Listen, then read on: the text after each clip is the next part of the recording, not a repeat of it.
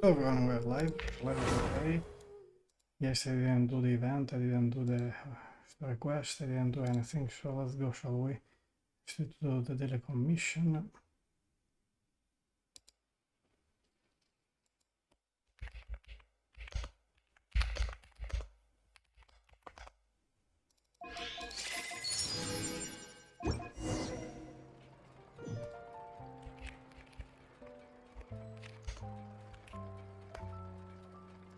Daily commission, the 15, everything. AI, birthday, this one. Check the region. I'm full of region. Add Astra. Dispatch character, immediately claim, dispatch gain. Daily commission, aficionado emergency. Two fighting things, so it should be quite fast and very late.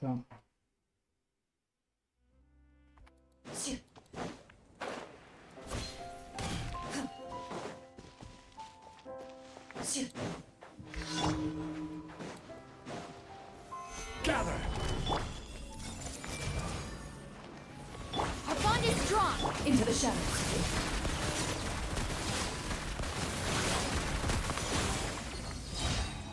What's daily commission emergency? Oh, it is very far.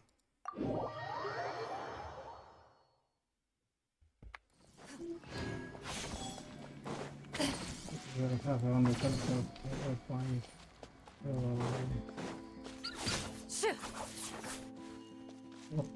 What the hell happened? Oh, you just stopped there.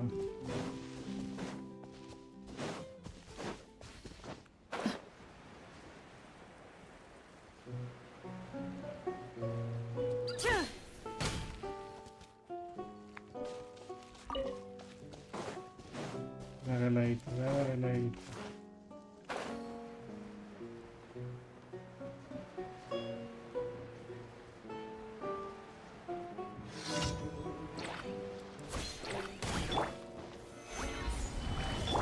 I see everything!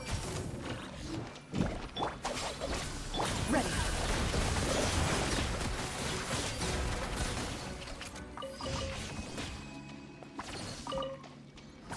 Next daily commission with this layer. We're going fast, we have even the test things. There's the event, there's a lot of stuff to do. We'll do it as possible.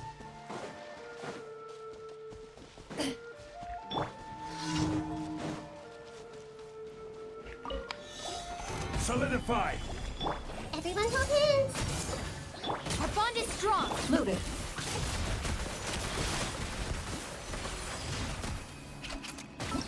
Next daily commission.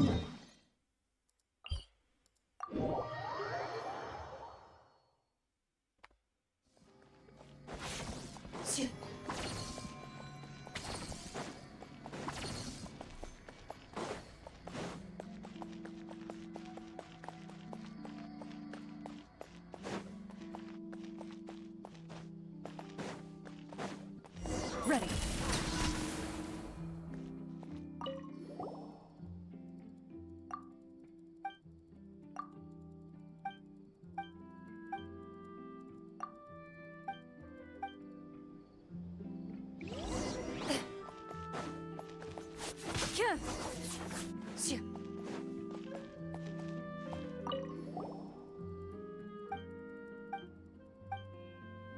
That's all.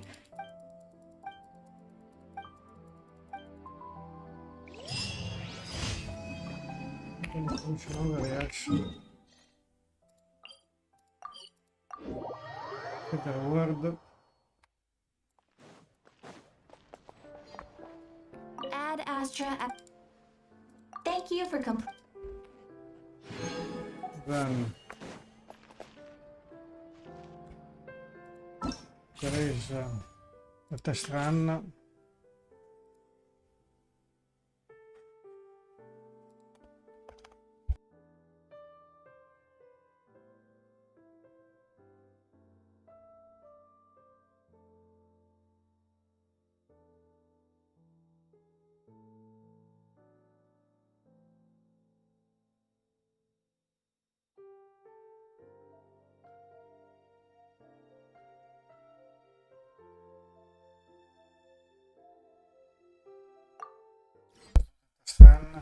quickly.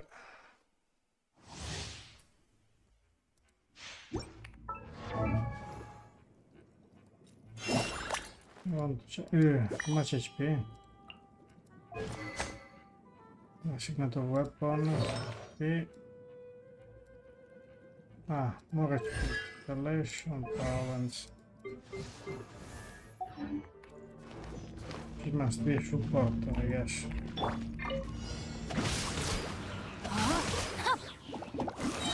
Oz, reveal dice! Let me read you a verse. Get in here! Frost is coming!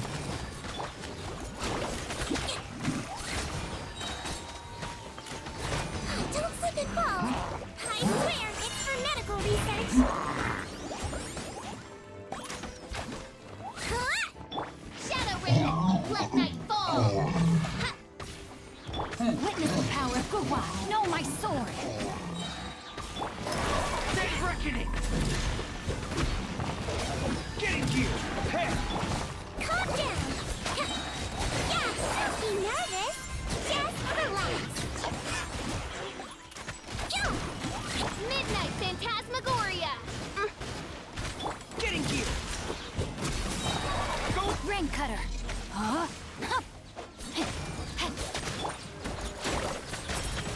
Yeah! He might feel a little prick! Oh, nice, but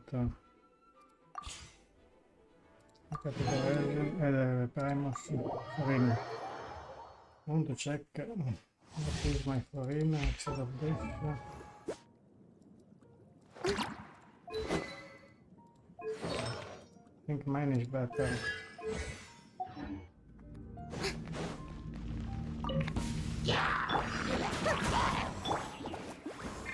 Let's light it up. Strike a pose! Yeah! Time to shine! Everybody stand! Eat this! Come on now!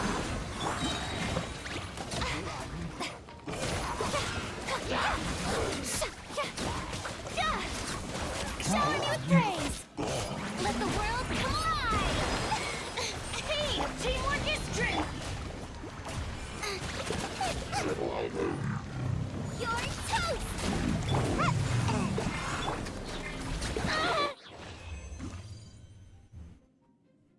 Continue to other trial. Gaming is very good.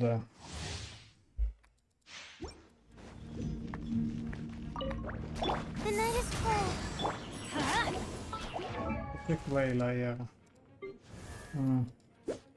It's not very good weapon.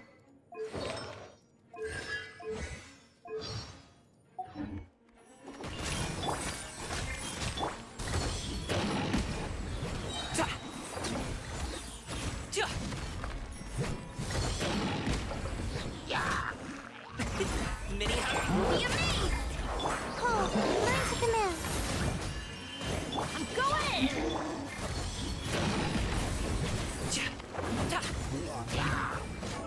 Let me check this gaming. Wait a little bit low.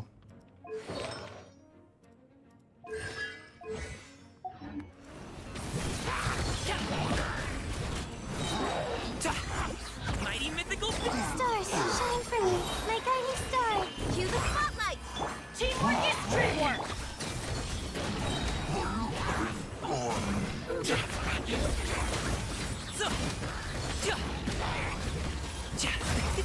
Many happy returns!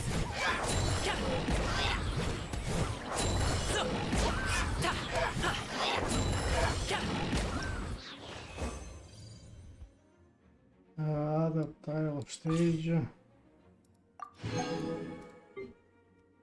Rosaria.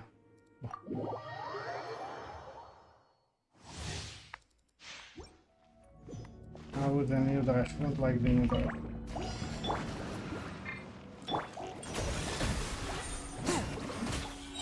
You can't run. Everybody stand. From whence you came! Shiver. Out, brightness into the fire. Hey. Yeah.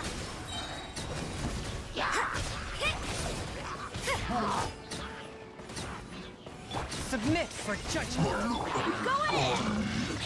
Punishment! Judgment!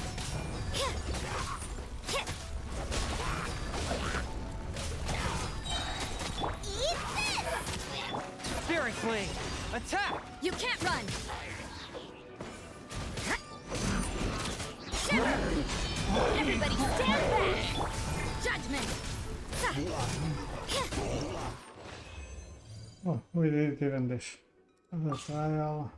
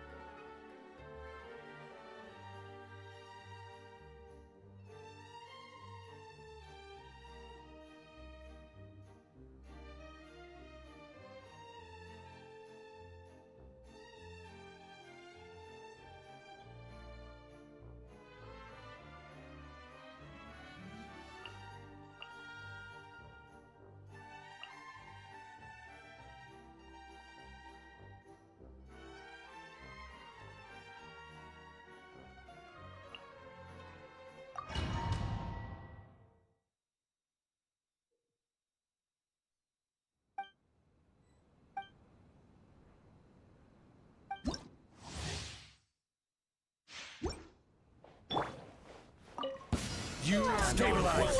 This is order. Teamwork is strength! Torn to oblivion! Illusion shattered! Transfixed!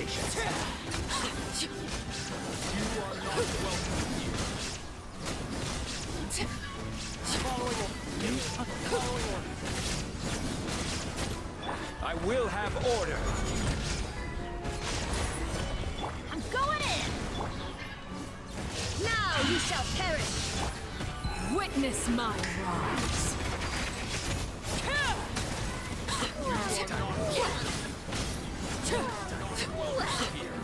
There is no escape!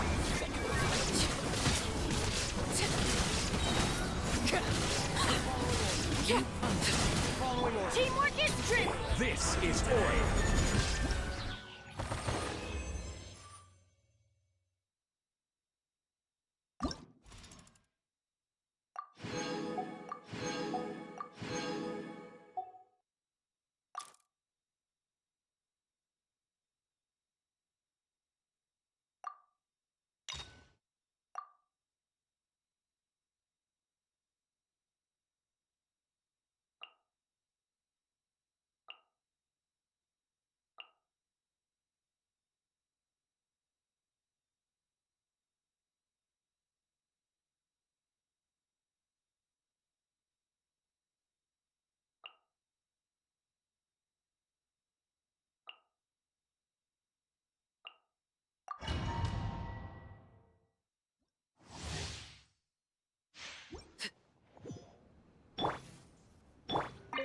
Everybody stand back!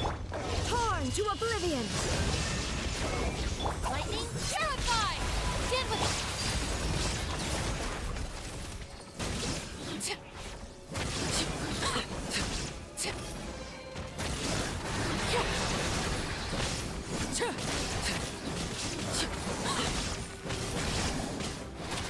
I'm going in! I'll settle this! Inazuma shines eternal! Shine down! Everlasting as the moon!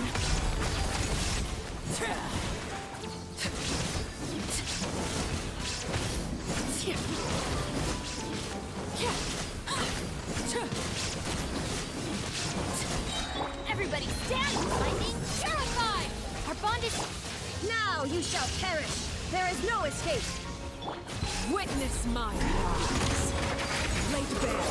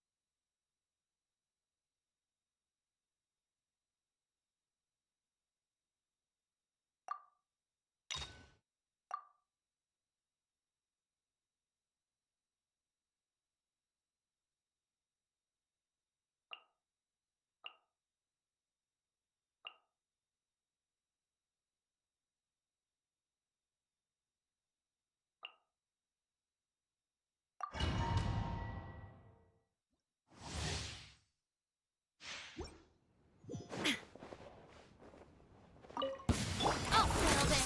Stand with me. Here comes the catch! Let my name echo in song.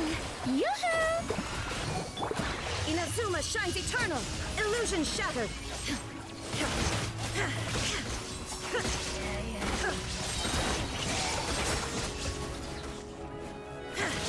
There is no escape!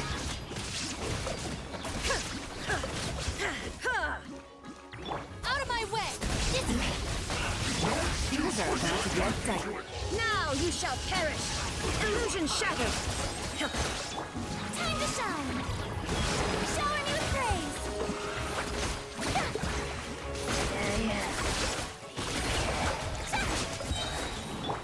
Lightning, purify.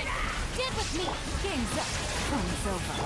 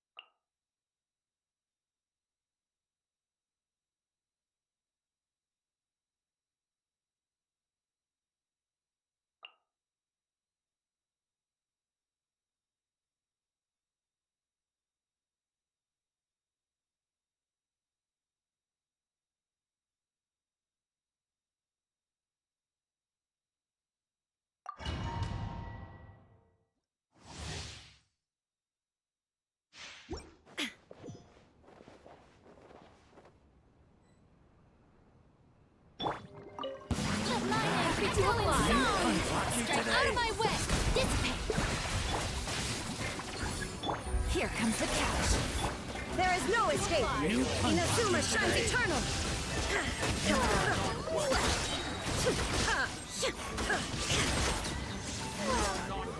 Illusion shattered! Let the world come alive. Lightning, purify. Our bond is strong. Game's up! Fun's over! Shine down! Now you shall perish!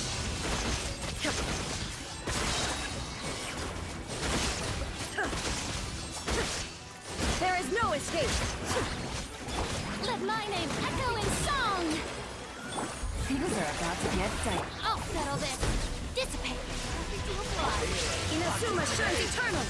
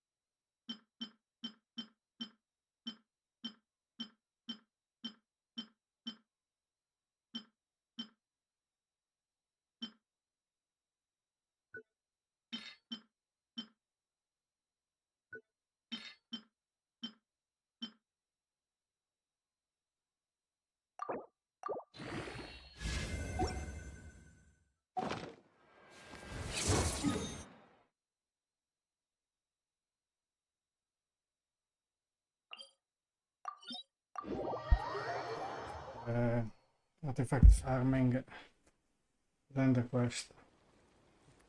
You have to be fast enough. The most important here.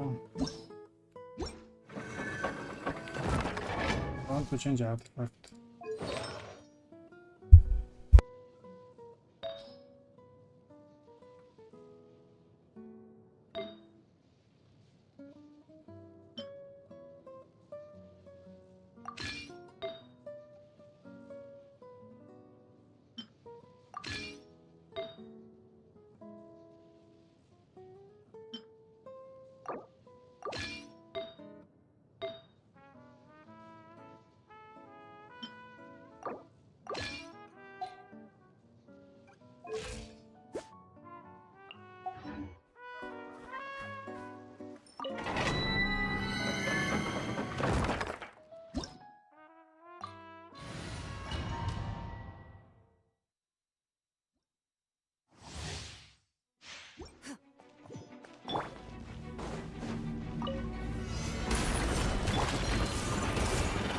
Bond is strong. Loaded.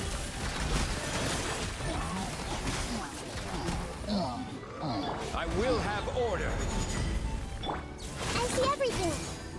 The Temple of Wisdom. Lightning terrified. Evil look. Shoot on sight into the shadows.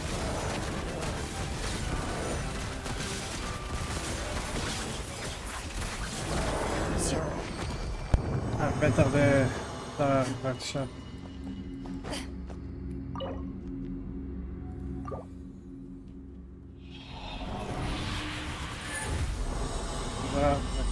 Better.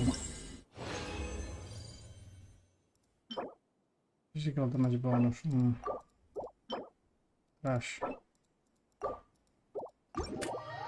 There is... no.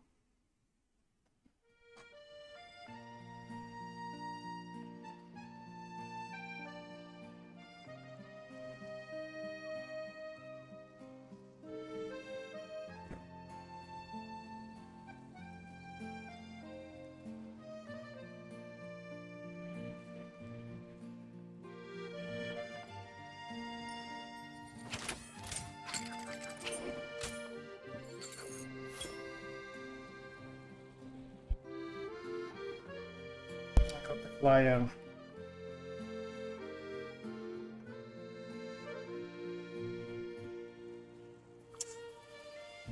I hate the flyer.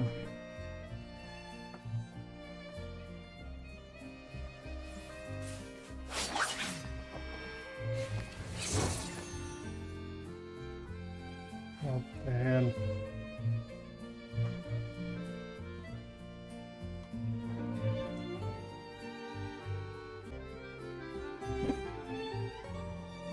In my role as champion duelist, my opinions do not matter. For when I draw my blade, I am but an instrument of Fontaine's law.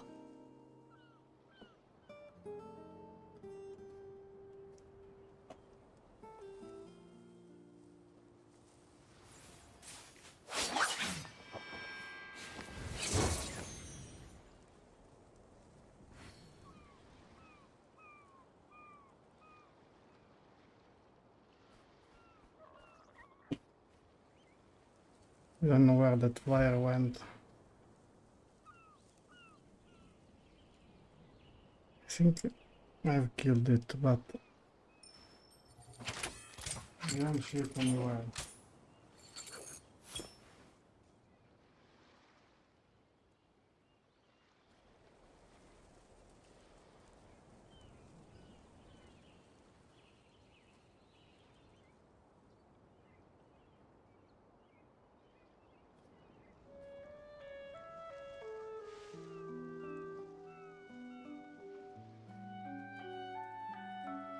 But anyway, I've faced many opponents in my duels.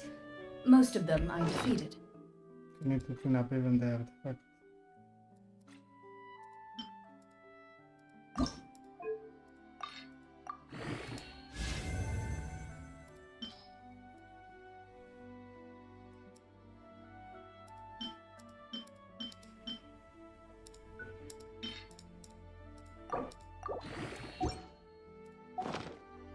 The rest surrendered. Change that yeah.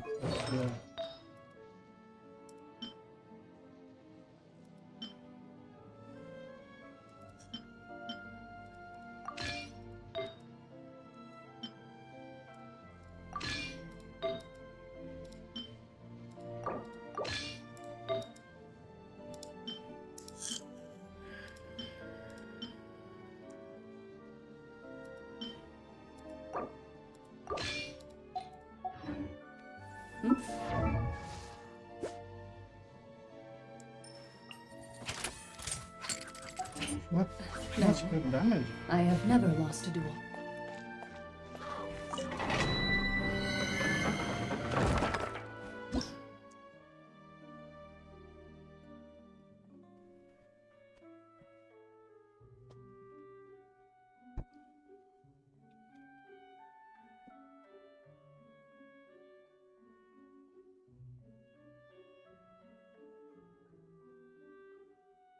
Oh, let's go.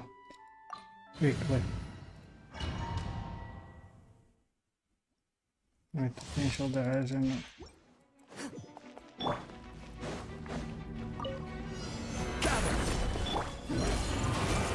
Get with me!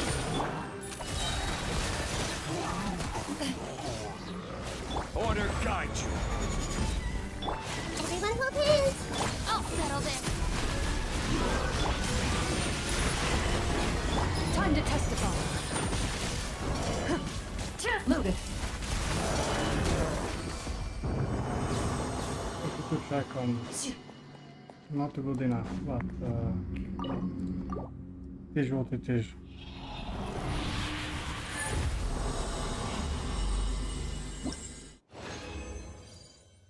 Ah, bad artifact shot.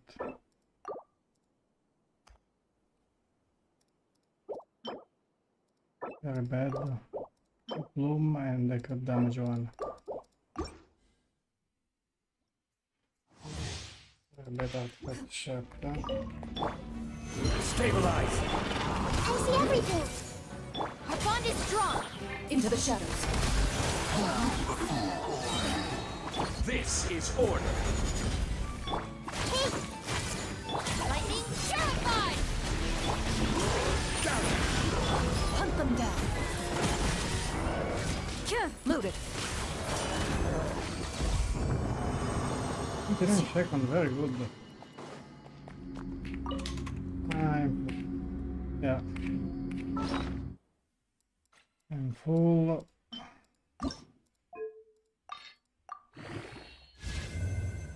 I got Chorbo Plume.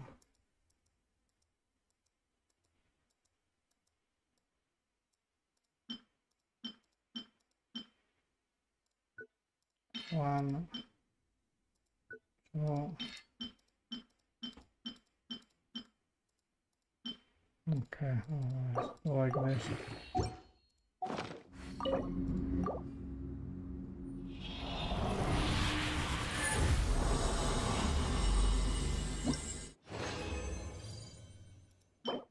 Get right, I didn't get damage. HP. The HP, well, I don't know. Let me check. Stabilize. Everyone hold hands! Get with me! Ready. I will have order. Hey! I'll settle this! Solidify. Time to testify.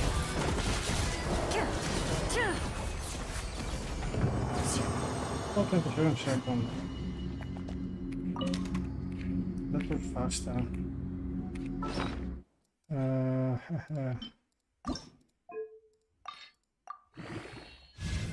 Oh, yoy.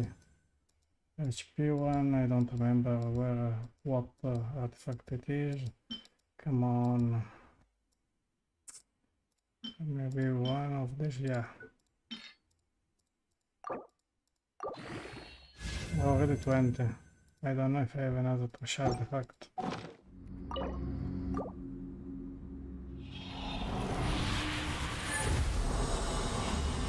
Then there's the last one.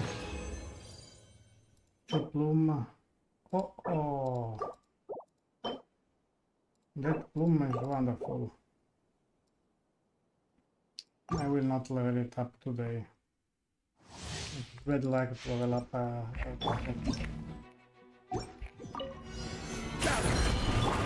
see everything. This way.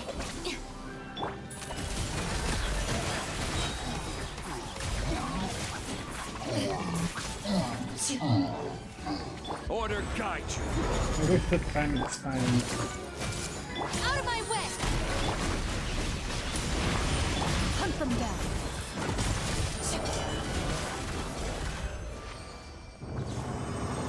Wait for the second.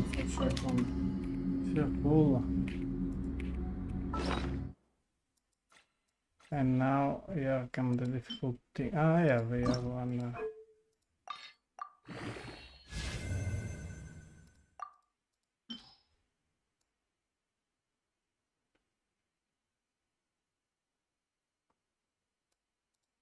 I don't remember.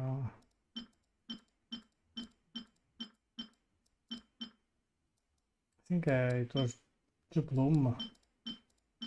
One good and one bad. I guess so.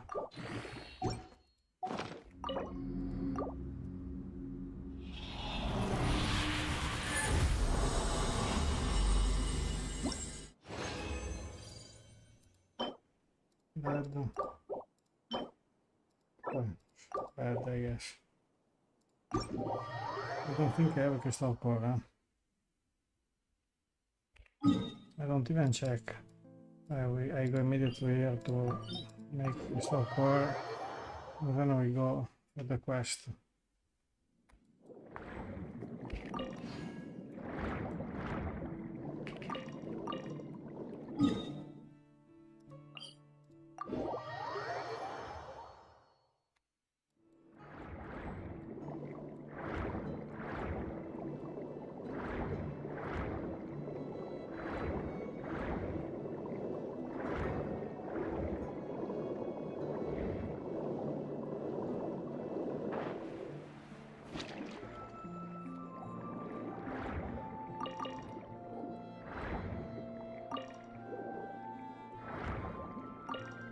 We got all the crystal core.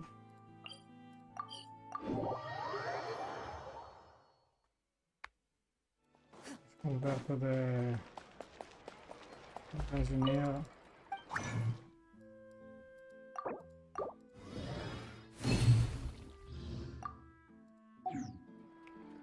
I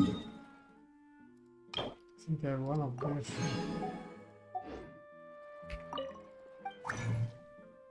I cannot make two. Make one.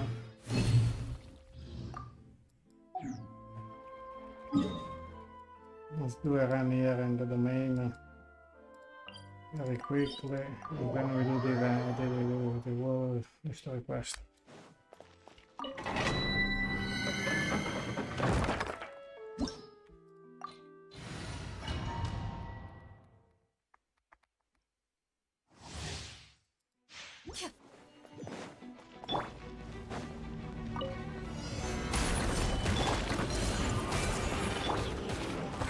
Our bond is strong.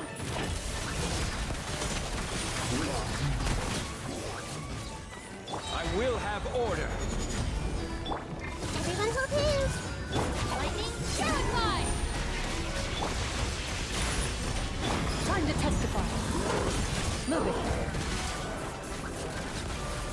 Shoot.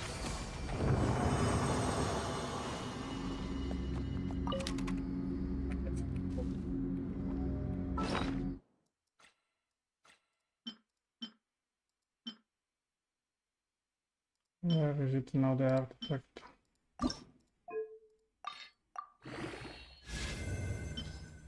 I don't remember the bad artifact here I got, I don't remember.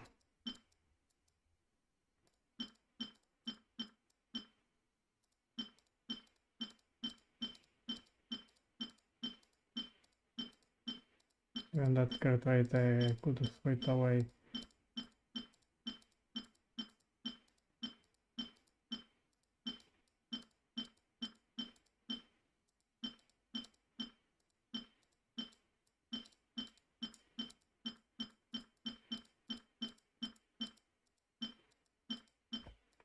Nothing. I think it is a flower, yes.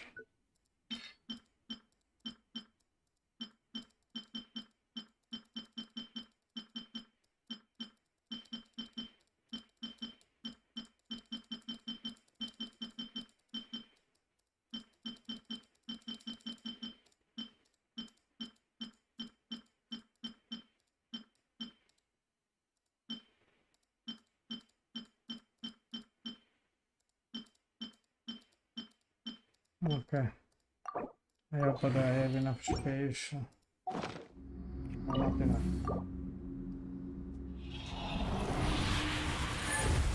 No, I could do not that, but...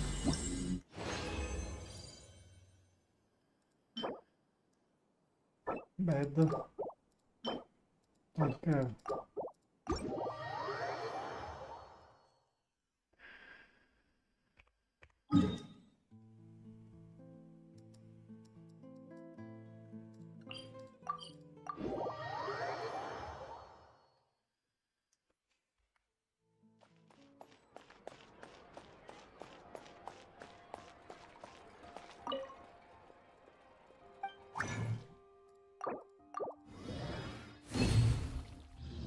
Okay.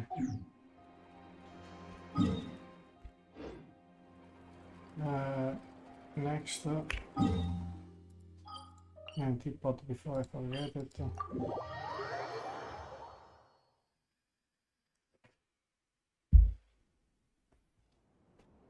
And last extra quest.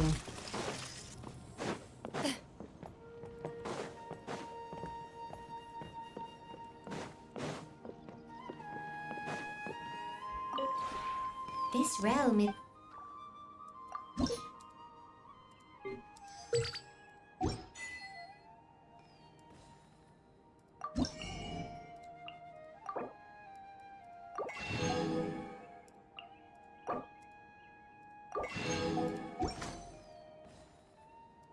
If you ever have...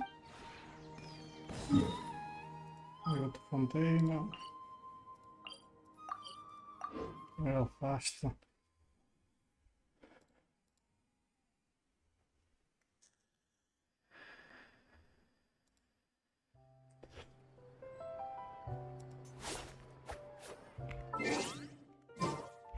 Let's go for the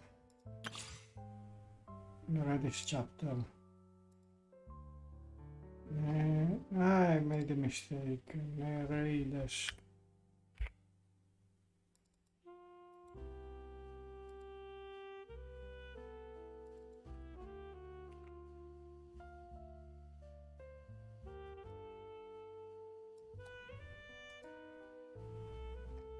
Item fixing here.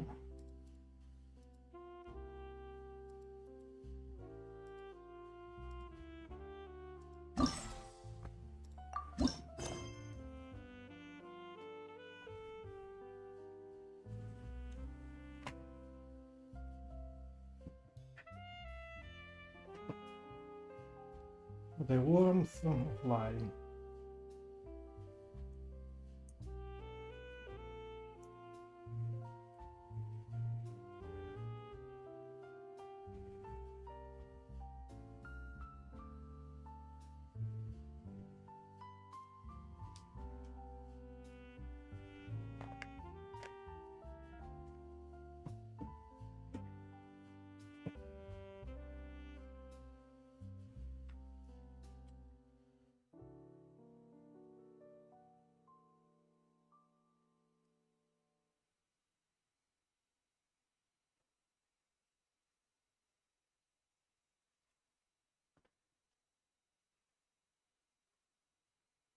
The streaming is going, but not the feed.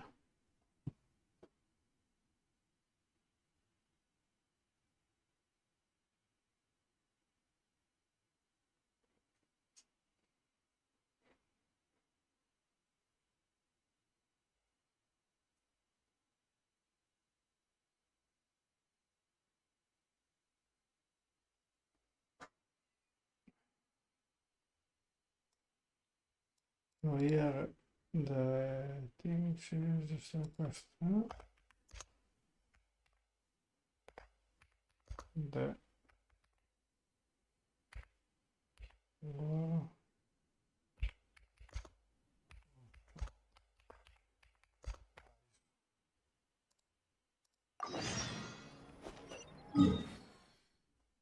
Okay, I think I have wishes.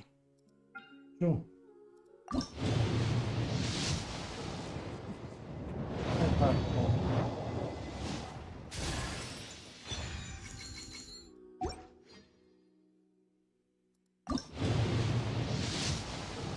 Nothing.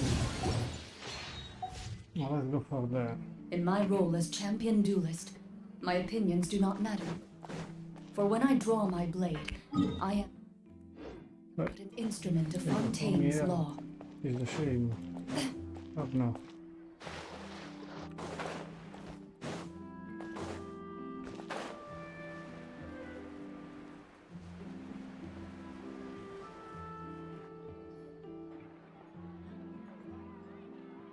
This shop looks popular today.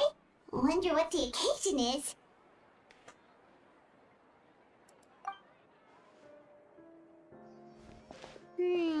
Butterfly Dew Cosmetics now on sale. Huh, looks like it. Oh, Sigewinne's here too. Hey there, Sigewinne! Hello there, Traveler and Paimon. I hope you're keeping yourselves fit and healthy. You bet we are. So anyway, what are you doing here, Sigewinne? The Duke insists I take regular vacations in the court of Fontaine. This one just so happened to coincide with a promotion for a new skincare product, so I came over to take a look. I like to keep up with the latest industry developments when I can, to help me with my magazine articles. Wait, you write? For a magazine? Which one? It's called Beautés en Fleur, and it's run by the Fontaine Beauty Association. I've done lots of articles about skincare for them, using the pen name Maritime Flower. Oh, wow! You're a Maritime Flower? If Paimon's not mistaken, you're one of the leading figures in the Fontaine Beauty Association! What's so weird about that? Everyone loves beauty! I really like this role. The staff at cosmetics shops are always so polite. And as long as I wear a big smile on my face, I always get the best customer service. Well, they sure don't want to make an enemy of the Maritime Flower. Obviously, it's because of Sigewinne's love for beauty. Still a leader of the Beauty Association? That's incredible. The truth is, I study this field because I cherish my own appearance. It has nothing to do with being beautiful or not. Oh, the words of a master beautician defy comprehension! Oh, wait, you're saying that natural beauty is the highest form of beauty, right? Not really. Actually, Milesian aesthetics are very different from human ones. We don't view humans based on their appearance. If I had to describe our approach, I'd say it's based on cuteness. Oh! Really? Yep. Still, I really value my current appearance, and in the process of taking care of it, I've ended up learning quite a lot about skincare and stuff. It turns out, my knowledge and experience is pretty popular with beauty product lovers. It came as a big surprise to me, though. Oh, Paimon gets it now! But speaking of your appearance, how come you look human anyway? Are you, like, only half Milesian?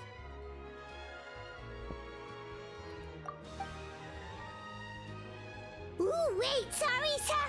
That was probably really offensive, wasn't it? No, I don't mind. I'm not mixed, though. I made a decision to turn myself into this form a very long time ago.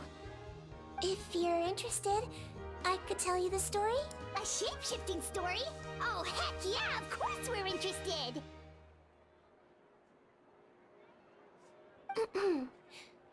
Once upon a time...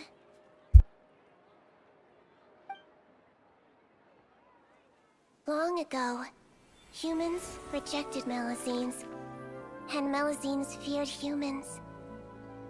There was one Melazine who became fascinated with human medicine, but no human wanted her help. And there was one girl who liked Melazines, so no humans would make friends with her. So, the Melazine became the girl's friend, and the girl became the Melazine's patient.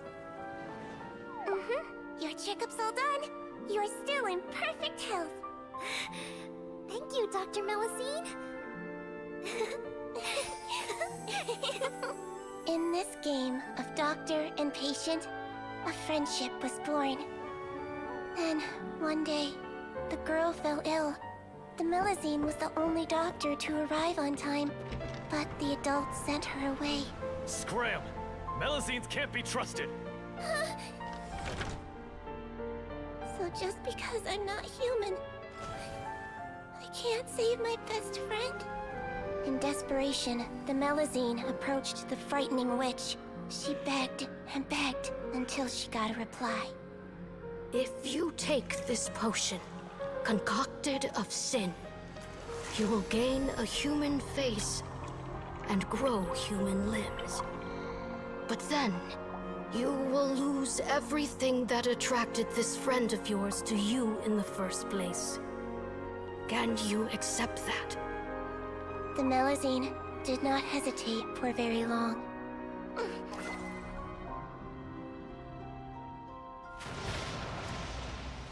On a rainy night, a little doctor knocked on the girl's door. The doctor wore a hood and raincoat, maybe to protect her from the rain, but maybe also to hide a secret. The little doctor held the girl's hand and treated her illness, just as she had so many times before.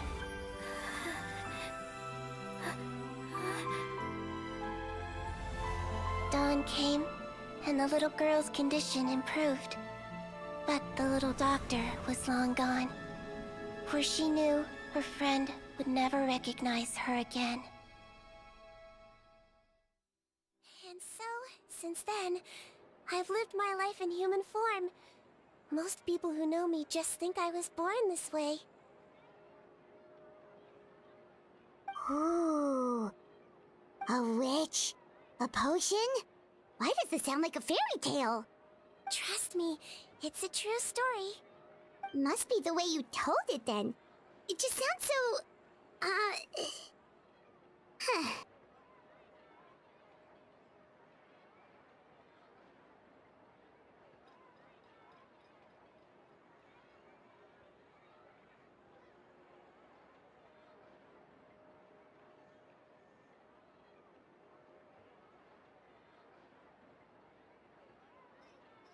Yeah, not every Melazine would take human form to save their human friend. That must have been a huge decision. Treating patients is even when the going gets tough. Ugh. It's so crazy that they turned you away just because you were a Melazine. Especially when their daughter was so sick. Well, sometimes appearance can be a real barrier. But that was a long time ago. I like how I look now anyway. Paimon too! You're super cute this way. Attention customers! Thank you all for waiting. Now, on behalf of our skincare partner, I'm delighted to announce that our exciting new product is now officially on sale! Well, there we go. Let's have a look, shall we? Oh, Paimon, if you want to buy any skincare products, I'll be happy to give you some suggestions. Really? Personal advice right from a leader of the Fontaine Beauty Association? What an honor! Allow me to introduce our newest skin lotion, Butterfly Dew. I'm sure many of you have already read about this product's trials in the newspaper. To say that it improves skin quality is an understatement. This product gets its name from the way it transforms your skin and makes it glow anew, like a butterfly emerging from its chrysalis and spreading its wings for the first time. We are thrilled to have the inventor of this fantastic product with us here today. Please welcome Mr. Rawat, a researcher from the Fontaine Research Institute. Now, without further ado, I'll hand over to Mr. Rawat to tell you all about what Butterfly Dew can do for you. Thank you. Hello, everyone. I'm Rawat, and I developed Butterfly Dew. Wow, what a looker. He's a researcher? Wow, he's really challenging the stereotype. It seems that everyone is surprised by my entrance. Or should I say, my appearance. I'm well aware that researchers are generally better known for their brains than their dashing good looks. In that regard, I do believe I break the mold somewhat. Of course, appearance is a skin-deep way of defining a person. And yet one's appearance can be a very real set of shackles, holding a person back in their life. It can rob a young person of their self-confidence when applying for a job, dissuade a young lady from approaching the one she loves. Our actions are at the mercy of our appearance, and we slowly become the very person that the outside world sees us as. But what if I told you that those shackles can be broken? If our appearance prevents us from changing, then let us first change our appearance itself. Wash away moles, birthmarks, and wrinkles, and they can no longer rob us of our confidence. Replace them with luster and radiance, and we shall never again hang our heads in shame. That is why Butterfly Dew exists. Its mission is to allow us to shed our pupae, undergo a complete metamorphosis, and embrace a new life. Well, whether it actually works or not, after that speech, Paimon's already sold. Mr. Rawat, could I ask if you've used this product yourself? Of course, I tried it many times while I was testing it. You can consider me a product ambassador. Wow, then it's sure to work. Still, I don't expect to convince you just by blowing my own trumpet. So, could I get a volunteer from the audience to try it out? Oh, Paimon volunteers!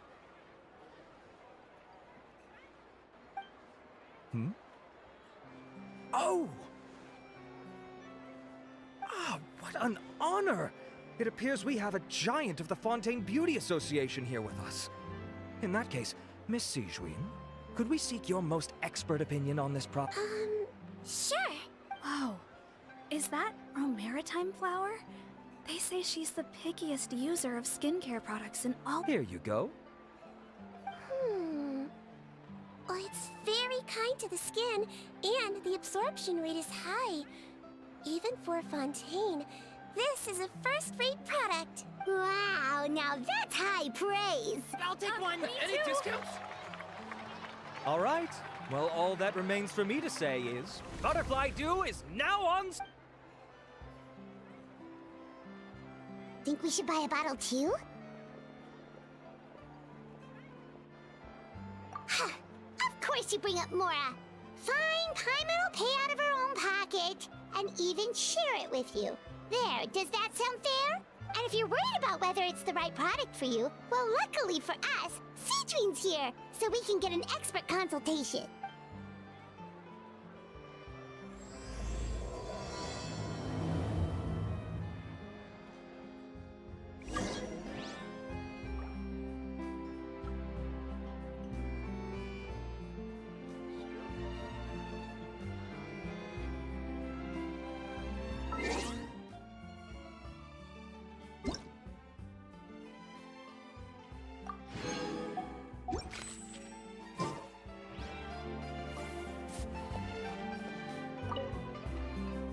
It's an honor to receive such high praise from you. To be honest, I was also hoping you might be able to point out some flaws in the product so I can keep improving it. With most skincare products, the pros and cons only become apparent with long-term use. Yet, this one has instant benefits, improving skin quality without any obvious side effects. It's one of a kind. Don't worry though, I plan to keep using it, and I'll publish regular reviews in Beauté Sans Fleur. You can read my thoughts there. All you need to do is... Oh, I was hoping for a more casual conversation, but you are a beauty association leader after all. I understand if you want to keep this professional. Sigewinne! Oh, excuse us, Miss Beauty Expert, but do you think this product is a good choice for me and her? Wait, are you the renowned traveler? That's right, and by her side, the equally famous Paimon. Well, I don't normally handle customer questions personally, but since it's the traveler asking, allow me to make an exception. Butterfly Dew is made for all skin types, so no matter who you are, you can rest assured that it will be kind to your skin. If anything, it might be marginally more effective on Fontainian's skin, but other than that, it works the same on everyone. Why would it work better on Fontainians? In the interests of protecting my trade secrets, I'm afraid I can't answer that, Miss Paimon. Alright then. How about a friend discount? Save yourself the trouble. I'd be greatly honored to have both of you use my product. Here, take 2 bottles for free. Yay! Paimon's private fund survives! I can see why you might think that, but please don't misunderstand. This gift is simply a token of my esteem. There's no business motivation behind it. To me, finding new customers for Butterfly Dew is about meeting kindred spirits, fellow admirers of physical beauty. I consider it a labor of love. Admirers of physical beauty? Eesh, that's embarrassing to say out loud. It sounds so shallow. It's nothing to be ashamed of, Miss Paimon. Most people claim to desire inner virtue, but it's still physical appearance that turns their heads. This is a fact of life. It's only natural for people to desire to become beautiful. And that's exactly what inspired me to choose this research direction in the first place. You're right. Everyone loves beauty, don't they? Look at the time. My apologies, but I have other things to attend to. I'll leave you with these 2 bottles of Butterfly Dew, and I look forward to seeing you again. Paimon, I'd say there's no need for you and the Traveler to use this product for now. Why? Is there a problem with it? The quality is fine. I just think there's room for improvement. I think I could add some ingredients to the mix to make it more effective. Really? Then why didn't you tell Rawat about that? Researchers are a very special breed of human. You can point out their flaws to their face and they won't mind very much. But if you tell them that someone else could do a better job, ooh, now that'll make them really upset. If I'd mentioned it, he probably wouldn't have given you those 2 bottles for free. Huh, fair enough, that makes sense. If you're interested in the more effective version, I can write up a list of ingredients for you. Just come get me once you've gathered them. When you say more effective, you mean it'll make Paimon even prettier? Ooh, how can we say no?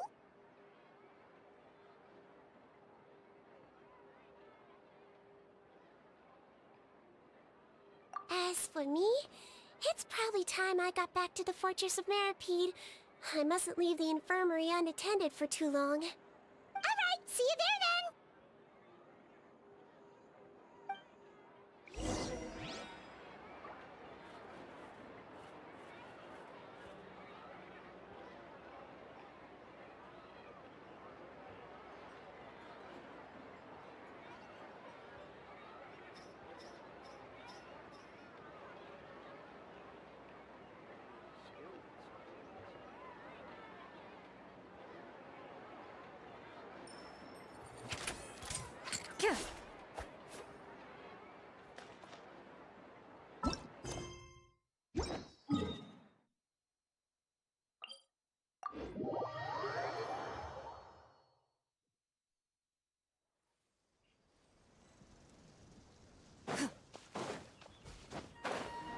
Just up ahead, Traveler. The ingredients for Sigewinne should be nearby.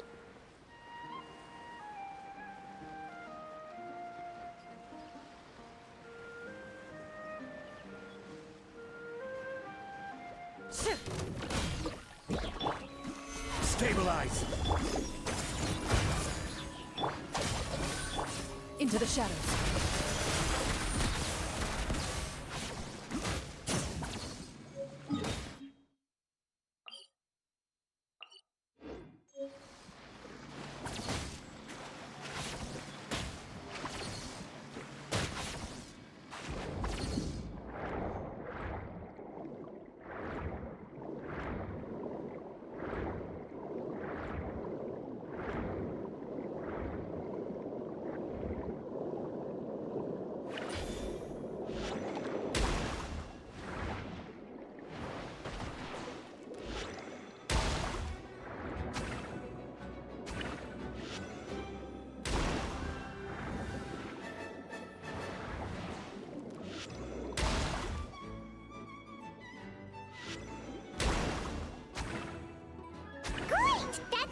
exciting! Let's head to the Fortress of Mirapede!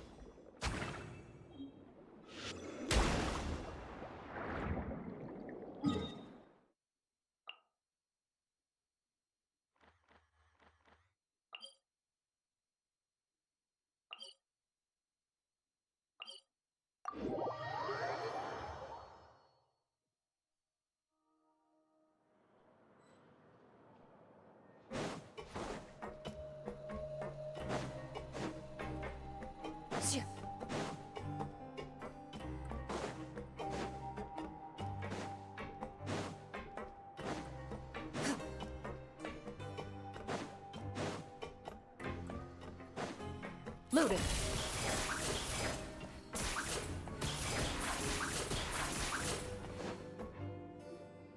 Whoa, the infirmary is packed! Please, you have to believe me. I saw it with my own eyes last night. Another me! He looked exactly like me.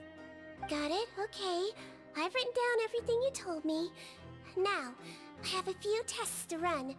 Take a deep breath, and don't worry. It's nothing to be nervous about. First, which finger am I holding up? Your index finger, but I'm telling you, my mental state is fine. I'm not crazy. Very good. Now, on to the next. Hey there, Your Grace. It's been a while, huh? Ah, it's you two. Indeed it has. I would offer you some tea, but I'm afraid the timing is unfortunate. Duty calls. No worries. Actually, we were looking for Sigewinne. Do you, know what all of this is about? This inmate came running to the guards in a panic, claiming to have seen his exact doppelganger. A doppelganger? Doesn't that just mean someone else kinda looks like him? And that's what I thought when the report first reached my desk. But we've inspected our records. No one even vaguely resembles him. Considering how certain he is of what he saw, I could only surmise that he's having some mental issues. So I brought him for a medical evaluation. All right, very good. Take a sip of water and rest for a bit. Evaluation complete. I couldn't find any symptoms pointing to a physical condition. I see. So do you still believe there's more likely to be an issue with his mind than his body? I have to assume so for now. Psychological issues are more difficult to detect. At this stage, we can at least confirm that he is in command of his cognitive faculties. The rumor mill will go crazy if word of this gets out. Guards, take him to the ward for a period of observation. The Marechaussee Phantom has requested my cooperation on a case, otherwise I'd deal with this myself. Sorry for the trouble, head nurse, but I'll have to leave this to you.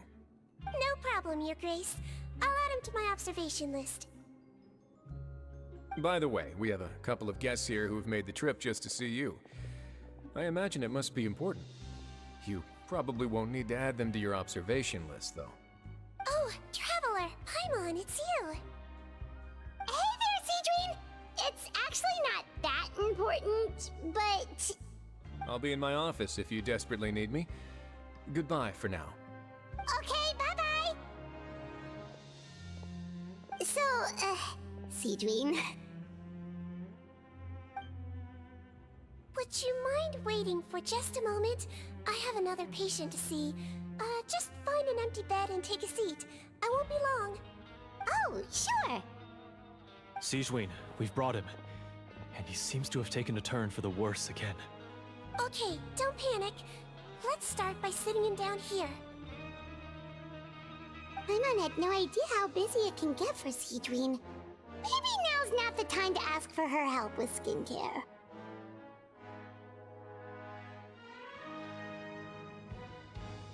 Good point. Besides, it might actually be interesting to observe her at work. Well, this could hurt, so I suggest you take a deep breath first. Did his face melt? What happened to him? It's anyone's guess. His face melted off shortly after arriving at the fortress. But since he's a serious offender, he can't be allowed out for medical treatment. Best we can do for now is ask the head nurse to give him something to manage the symptoms. Oh, this is gonna be awkward. We still need to bring him to the Marechaussee Phantom for questioning. What if he scares them half to death? Will that be our fault? Amara Shosei Phantom? Does this have something to do with the case Risley's dealing with? Yep, it was a huge case. They bagged a few dozen crooks in one fell swoop. And this guy's the baddest apple of the bunch. He harmed countless people. And now, it looks like it's all finally catching up with him.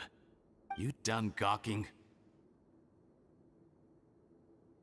Not yet. I need to check the severity of your ulcers to decide the right dosage. Don't worry. We Melazines have a very different sense of aesthetics from humans. To me, you just look like a little kitty with slightly scruffy fur, but still just as cute. Don't patronize me. Do I look like a kid to you? Just give me the meds and let me out of here. I already missed my cell. Hey, lose the attitude. You dare talk back to our head nurse like that again, your days are numbered. Oh, it's fine.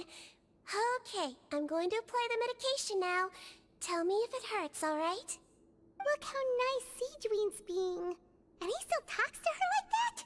What a nasty piece of work. Can I leave now? Wow, not a peep. What a brave little guy. Thank you, Sigewinne. And I apologize for the trouble. So, Traveler, Paimon, did you bring the ingredients? We did, but we don't want to interfere or anything. You're busy saving lives here. Oh, don't be silly. I agreed to it, didn't I? Just hand me the ingredients, and I'll make some time to whip it into the improved version for you. Take a rest here if you want. Or, if you're not tired, I hear they're holding a new Pancreation tournament in the administration area. Or alternatively, is there anything we could help you with, Sigewinne?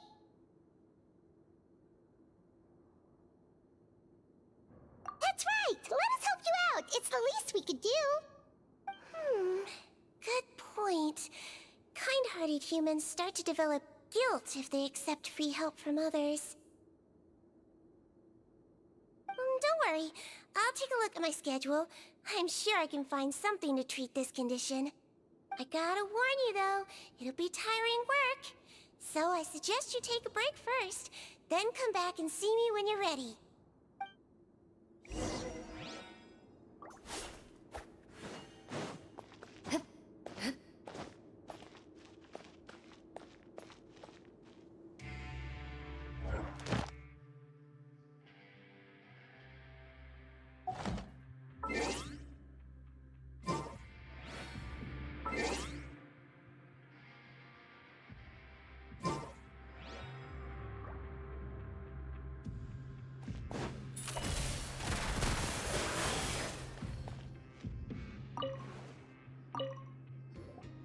We're ready, Sigewinne! What's our first mission? I found the perfect job for the Traveler. First, I'd like you to lie down in this bed.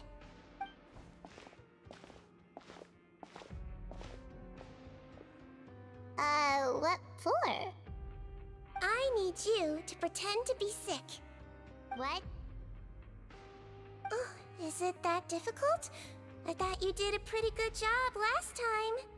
Oh, so you knew. I sure did.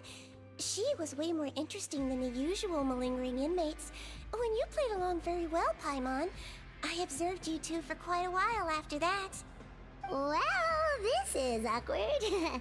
But why do you need us to do it again now? No time to explain. My next patient will be here any second. Please just do as I say. You can, pretend like you've got a nasty headache. And throw in some dry heaving for good measure. Okay.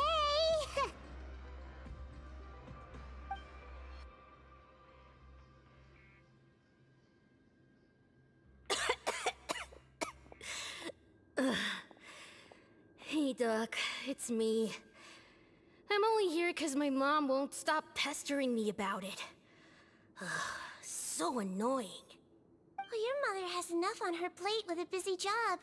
Well, the last thing she needs is to worry about you being sick as well. I know. I shouldn't treat the place like a playground, shouldn't go swimming in the lower levels where we join up with the sea, because it'll give me a cold and distract her from her work. I thought I'd be able to have some fun here at the fortress for a few days, but it's always, don't do this, and don't do that.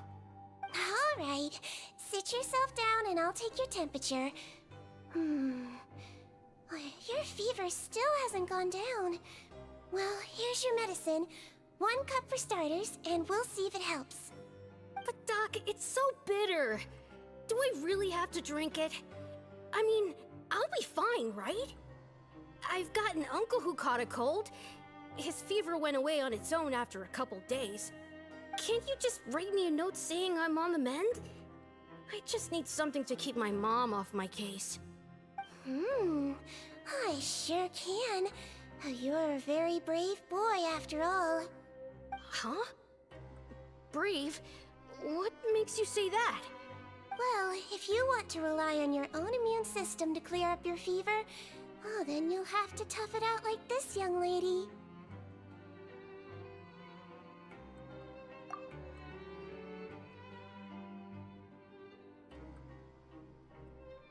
Hang in there, traveler! Are you gonna puke? Paimon can get you a paper bag! Huh? As long as you're tough enough to get through the nausea and dizziness caused by the high fever, you'll be right as rain after just a few days' rest. And if I'm not tough enough? Hey! Wake up! Wake up! Put it this way. At least you'll never have to see the doctor again, right? I think maybe I'll take that medicine after all, if that's okay. Oh, of course. Here, it's still warm. It's so bitter. All done. Great job, you two. That kid really doesn't know what's good for him. His mother's a guard here. She's been working back-to-back shifts lately, but unfortunately his father's away on a business trip right now. She had no choice but to bring her son here for the time being. He was quite happy at first. He seemed to think that the Fortress of Meropide would be all fun and games. So you made us put on that act just to scare a kid into taking his medicine? That's a pretty sneaky trick. Seems like there's a whole side to Sigewinne we never knew about. It's a technique I learned from my teacher. Oh, you had a teacher? Was she a Melazine doctor too? She was human. She passed away a long time ago. Oh, sorry. No, it's fine. I really liked my teacher, so it's always nice when I get to talk about her with other people. She was a traveling doctor, and since she didn't have a clinic, she'd go out and visit her patients wherever they were. Dealing with the badly behaved ones was her specialty. She used to say, if you can scare the little brats into taking their medicine, you won't have to hear them wailing and screeching when their condition gets worse. Huh, she sounds like a pretty strict teacher. Strict? Well, that's not how my teacher saw it. She thought of herself as terrifying to kids. Strange way for a doctor to describe themselves. Now Paimon's curious to know what she looked like. As it happens, I actually have a picture of her. Oh, wow, yeah, okay, that'll terrify the kids. Yep. All the children she treated thought she was a witch. Why does it almost sound like you're envious of her? Oh, because I am. If she was here, all the children would take their medicine without any need for tricks. A doctor who looks like a witch. True, they wouldn't dare try anything funny with her around. Oh, me, on the other hand, it's hopeless. Children aren't afraid of me at all. That's actually a good thing, you know? Oh, my next patient should be arriving now. Would you mind lending me a hand again? Sure thing! On to the next mission!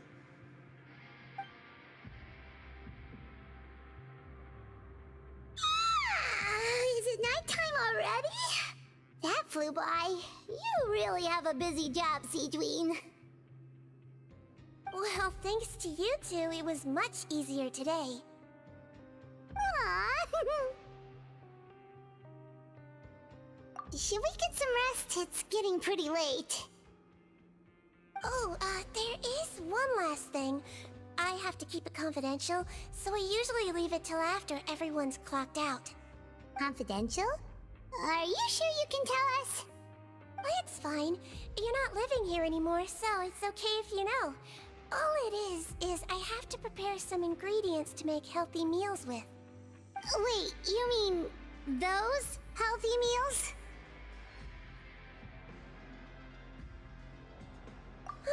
My patients refuse to eat any healthy meals I prepare in front of them, so I have to prep the ingredients in secret, then let the chef at the Coop cafeteria handle the rest.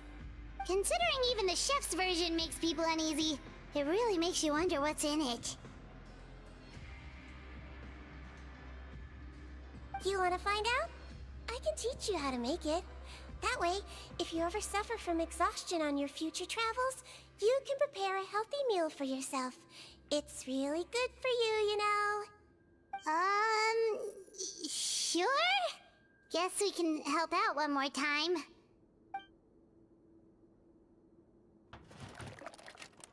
The ingredients are ready. Now, put them on the table and add them in the order I tell you. First, we add this special slime condensate, stir it thoroughly, then pour it in. See that? It adds elasticity and looks just like tasty jelly, doesn't it? Yeah, it really does! Until you remember it's slime condensate. Next up, xenochromatic crystals. You want to crush them up into a fine powder, like powdered sugar.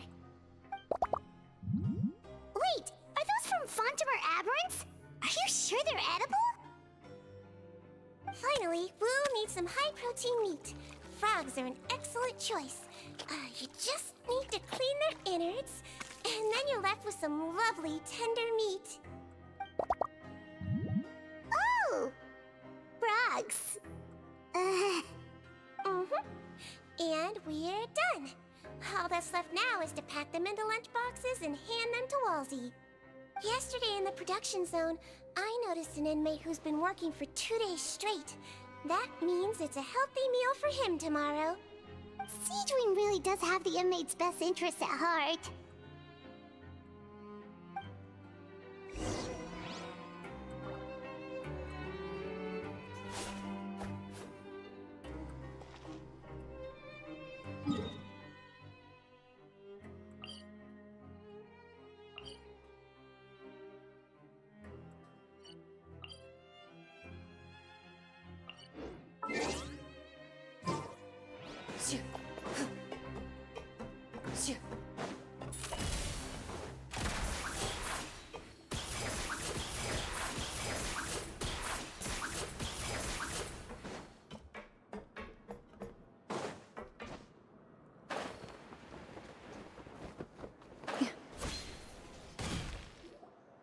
Ah, head nurse. Got some extras for me? Just the one today. The serial number's on the lid. Sounds good. I'll make sure it gets delivered. Sounds like they're talking in code. Thanks for your help. Oh, it's no trouble at all. I only wish I could do more. You work so hard for all our sakes. I'd happily lose a little sleep if it meant helping you out. That won't do.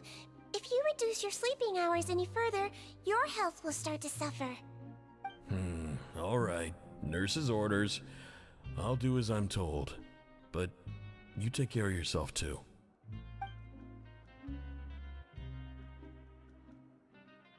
Well, I'm done with work for today. Thanks for helping out, you two. Seems like the guards and staff here have a lot of respect for you, Sigewinne. In just one day of helping you with your work, it feels like we've done a lot for the fortress. Head nurse, please, wait. I'm sorry to disturb you this late at night, but I think you'll agree. This is urgent. Okay, just relax and catch your breath. What's the matter? The guard at the observation ward, Odilon, he told me to pass on a message to you. One of the inmates there, the guy suffering from possible hallucinations, well, he seems to have made a sudden recovery, and now he wants to apply for permission to leave the ward. Huh? Already? You were right to tell me. I'll have to examine him and make sure he's well before we discharge him. Looks like we've got one job as medical assistants left. We'll come with you.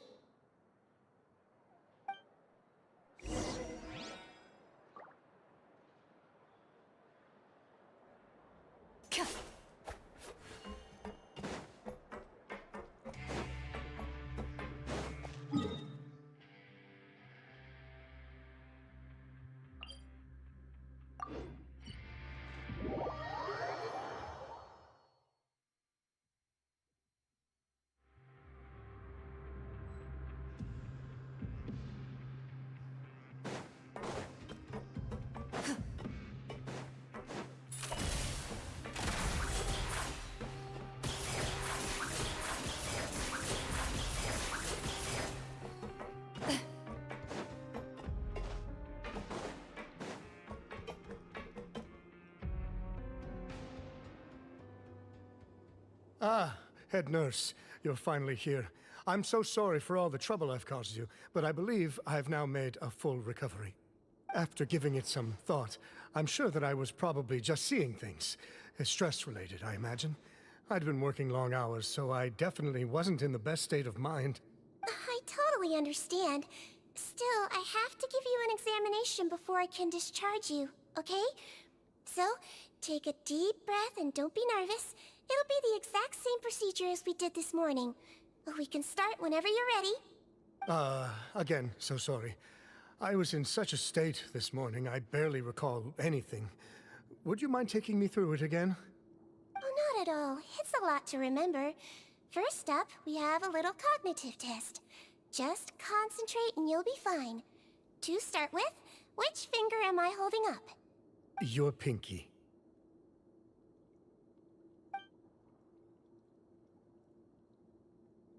Alright, all indicators seem normal. So it was a stress-induced hallucination after all? Well, we've certainly had previous cases of mental illness caused by overwork, which is why I carefully observe everyone in the production zone. I wonder how I managed to miss the signs this time. Please, head nurse, you shouldn't blame yourself. I'm just still adapting, that's all. Pushed myself too hard, and I guess I couldn't take it. Thanks for looking after me. I'll be as good as new after a good night's sleep. And if you can give me the okay, I know I'll sleep better back in my good old dorm. It can be difficult to relax in an unfamiliar environment. Alright then, you can leave the ward. I suggest you take 2 days off to focus on your recovery. I'll take you off the observation list for now, so you're officially discharged. Great. I can't thank you enough, head nurse. Mr. Odilon, could you escort him back? Of course. I'm on guard duty in the administrative area tonight, so nothing will go wrong. You have my word.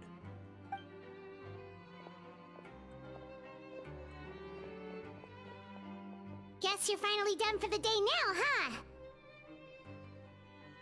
Yep. But I still haven't gotten around to making that improved lotion for you yet. Oh, no rush! Seriously, it's super late now. You should go get some rest too. Well, tomorrow it is then. Good night, Traveler. Good night, Paimon. Hope you sleep well. Oh, don't you worry! We will! After a productive day of work, we're both gonna sleep like a log. Yeah, sleep time.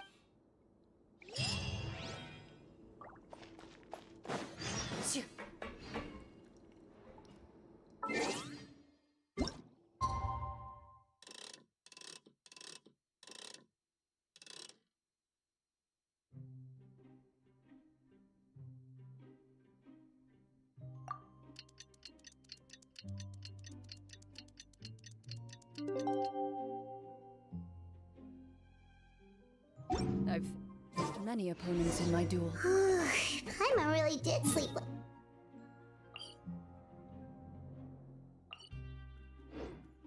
The rest surrendered. Hmm?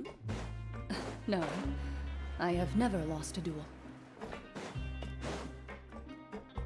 Phew.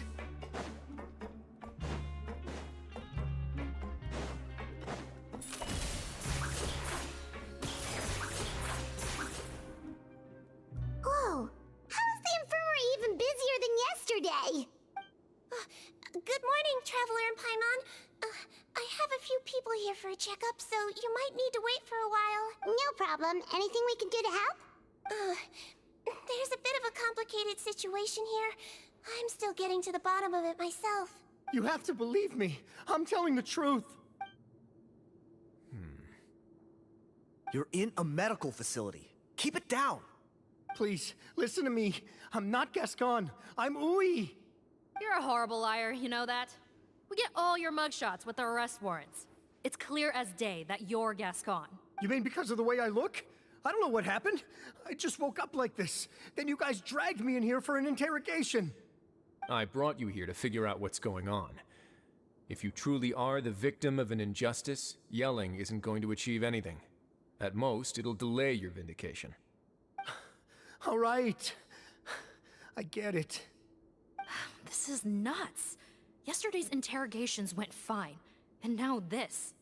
Morning, Your Grace. What's going on? Remember the case I mentioned yesterday? The one brought to me by the Marechaussee Phantom? Well, we've been questioning the inmates involved this morning. Every single one of them is claiming mistaken identity. Huh. That's even weirder than what that guy was saying yesterday. The thing is, none of them have been able to provide any evidence whatsoever to support their claims. Questioning them further got us nowhere, so for now, we've brought them to the infirmary. And we thought yesterday was as busy as it got for Sigewinne. We've compiled their statements.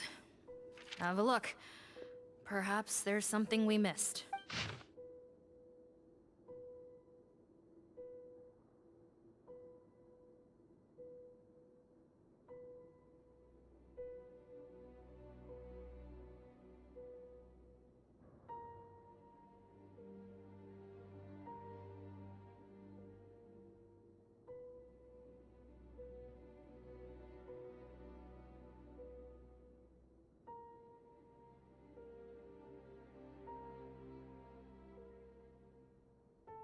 Wait.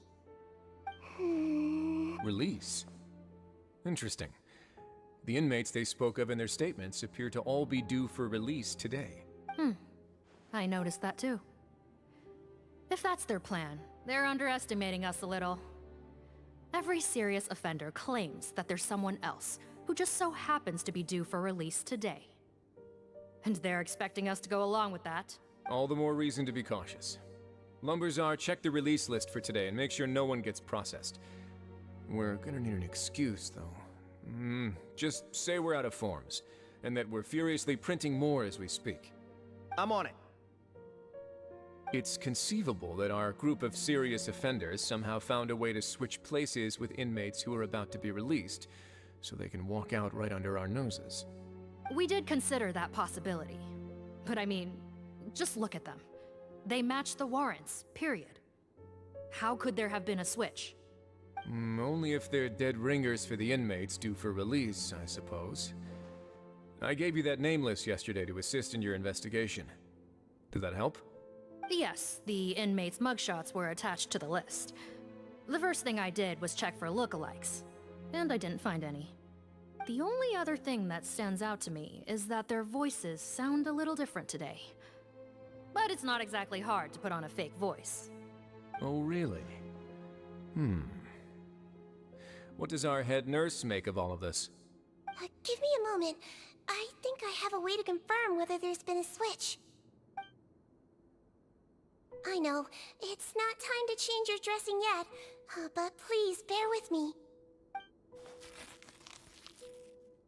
Huh? Isn't that the guy from yesterday? This should be Honore. He has very severe facial ulcers, which require an operation in the hospital at the Court of Fontaine. I authorized him to leave the fortress for medical treatment under guarded escort. Yes, like I told you.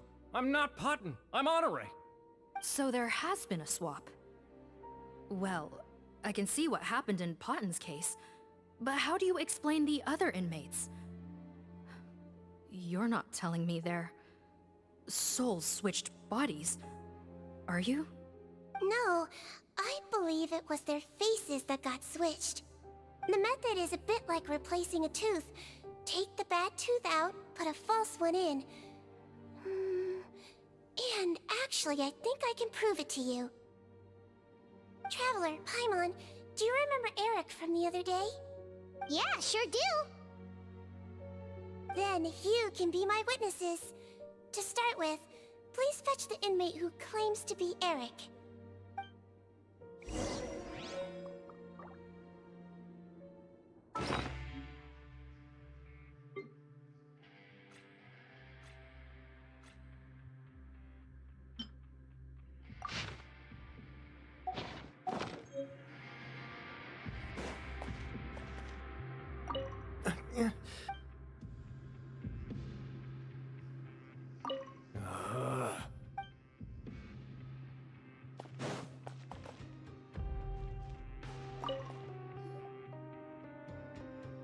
So, you're Eric? Yes, head nurse. It's me. You do believe me, right? I need to do another examination on you. Same procedure as yesterday. All right. It's the cognition test first, right? So I need to concentrate. Now, try to recall if you can. The last time we did this test, which finger did I hold up? I believe it was your index finger. But that means... Huh? So, basically, last night, the Eric who said he saw another him suddenly recovered and applied to leave the observation ward. Sigewinne did another test before letting him leave, but that time, she held up her pinky finger. Huh? I don't know about any test last night. There was nothing to do in the observation ward, so I went straight to bed. Then I somehow woke up in a high-security cell. Well, in that case, there is a reasonable explanation for the strange events of the past 2 days. So, what exactly happened? The gang of serious offenders wanted to break out of prison, so they identified a group of scapegoats, namely inmates whose terms were almost up, and planned to switch appearances with them. Last night, when Odilon was on duty, they ambushed him and had one of their group switch appearances with him using their face-swapping method. That allowed them to avoid scrutiny from the other guards. Then, once all the other inmates were asleep, Odilon spent his night shift carrying out the remainder of their switcheroo plan. However, they made one mistake. Henri changed his appearance to match Eric's earlier than he should have done, and ended up being spotted by the real Eric. Real Eric came to the guards for help, but we didn't know then what we know now. So we put it down to hallucination and sent him to the observation ward. However, since one of the gang members was posing as a guard, they simply changed real Eric's appearance and had their Eric take his place, muddying the waters even further. Right, because I put Eric on the observation list by then, and no inmates on that list can be processed for departure until I've discharged them. Hence why the imposters had to pull that little stunt to get fake Eric off the list. Yeah, it all makes sense now! The Duke cracked the... Well, I can't fault the reasoning. But I'm afraid that we ruled out the possibility of face switching very early on in this process. Criminals altering their facial appearance to commit crimes is nothing new. In fact, one of the explicit duties of the Malazines in the Marechaussee Phantom is to identify criminals in disguise. We carefully examined all the suspects, and there is no evidence that any means of disguise were used in this case. Huh. Well then, how do we explain all this? So far, it seems more likely that the gang stole documentation belonging to the inmates due for release, and are using that to commit identity fraud. Actually, there is a potion that can completely change someone's appearance. If they use that, even a Malazine wouldn't be able to detect it. A shape-shifting potion? Forgive me, head nurse, but this is the first time I'm hearing about it. If such a potion truly existed, it would jeopardize our entire investigative process at the Marechaussee Phantom. Are you certain of this? Yes, I am. But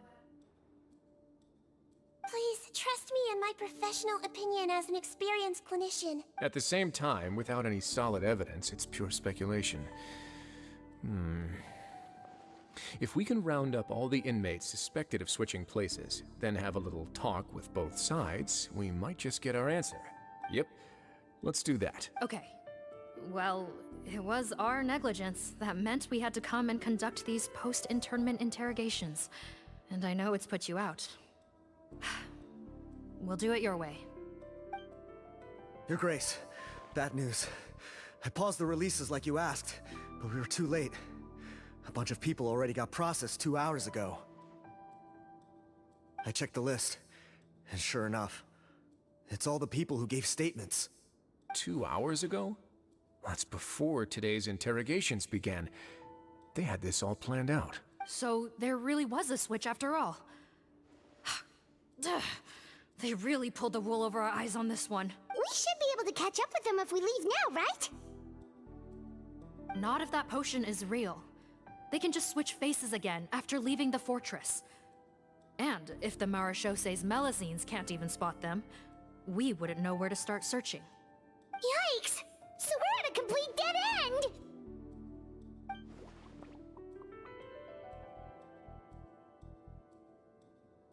Well, technically there is one more lead we could follow up on. We were only able to arrest this gang thanks to the help of a researcher from the Fontaine Research Institute. I believe his name is Rawat. Oh? Rawat?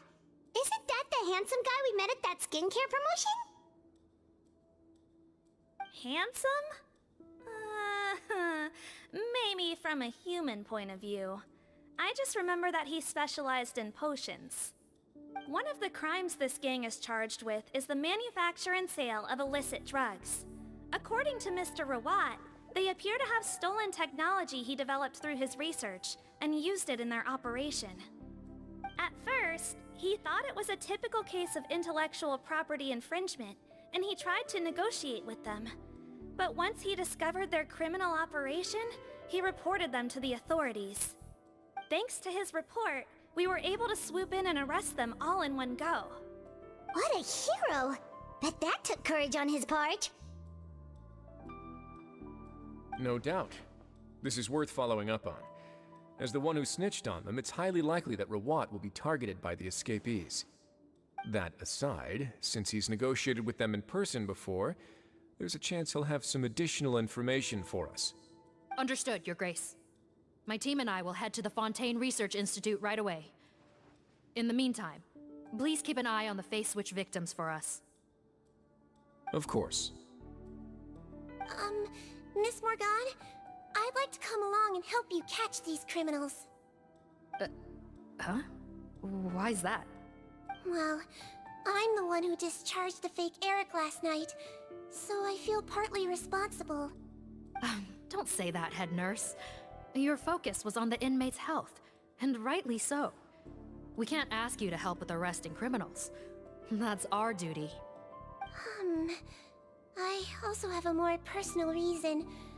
Potton is a patient of mine, and if I don't get a new batch of medicine to him in time, his condition will get much worse.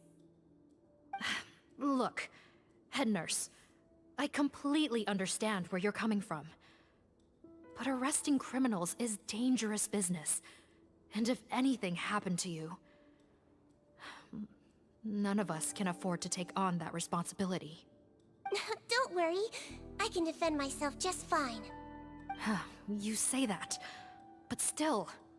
If I may, Miss Morgan, Sigewinne is the one who raised the potion hypothesis, and I'm sure she has far more expertise on the topic than your team.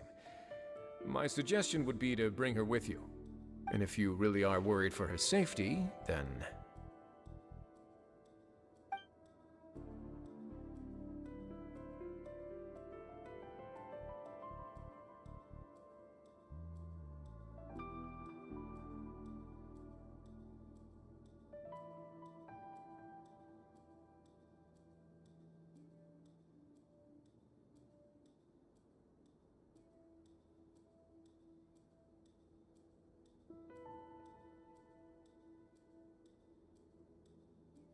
Ah, there you go, right on cue.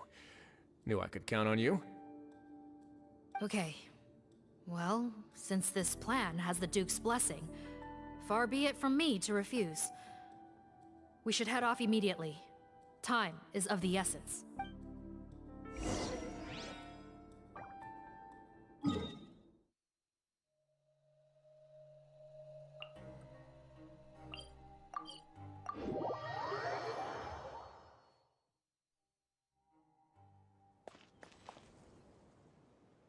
Greetings. Sorry to impose, but I'm afraid we're here on urgent business, and we're gonna need you to cooperate. The Maréchaussée Phantom. Let me guess, you're investigating some more illegal research? Not this time, no. We're looking for a researcher. Do you know where we might find Mr. Rawat? Rawat.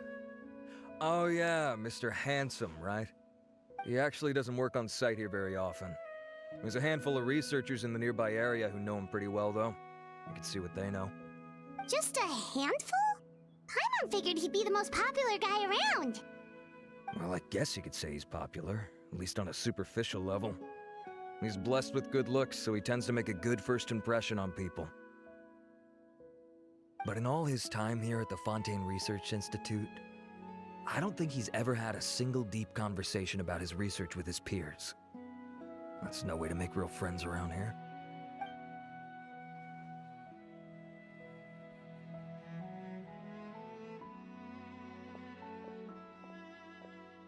That's so weird.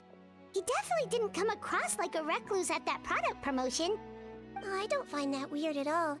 He definitely didn't strike me as the kind of guy who's good at making friends. Really? Paimon couldn't tell. Must be a Melusine perception thing. Okay, we should talk with his acquaintances.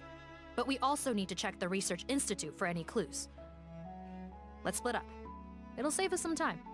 Sure thing. We'll go ask around among the other researchers with Sigewinne. Paimon's suddenly kind of curious to know what everyone really thinks of him.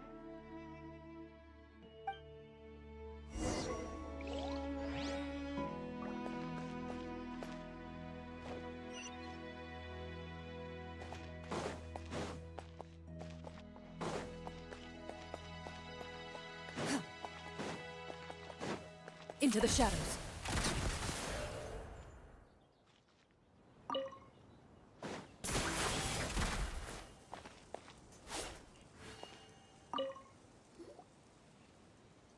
Excuse us.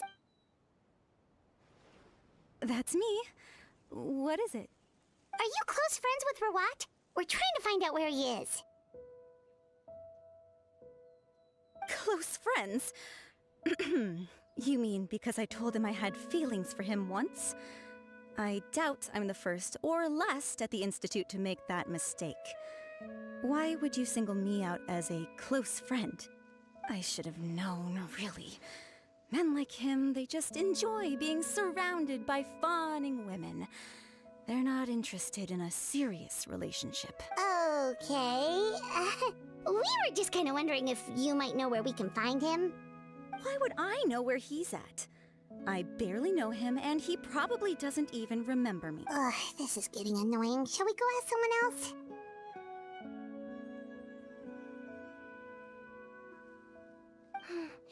I think she knows Rawat better than she cares to admit.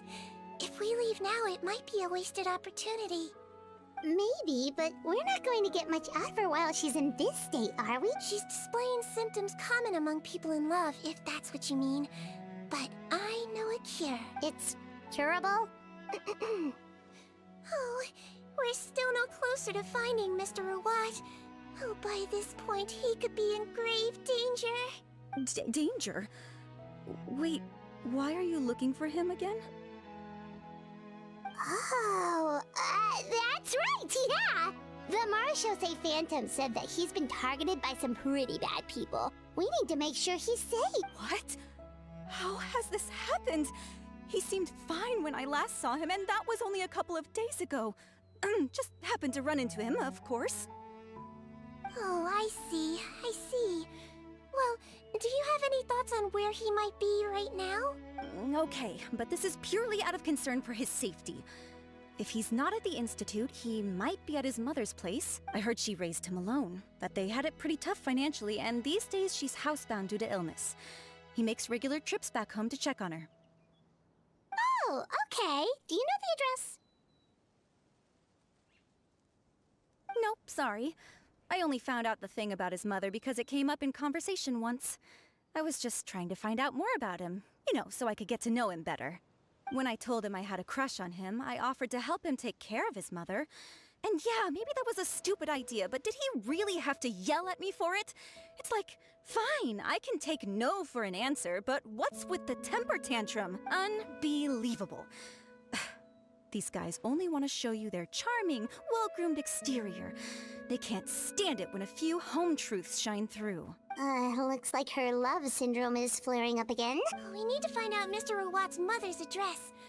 Let's check with the Marechaussee officers when we regroup. Cool, sounds like a plan.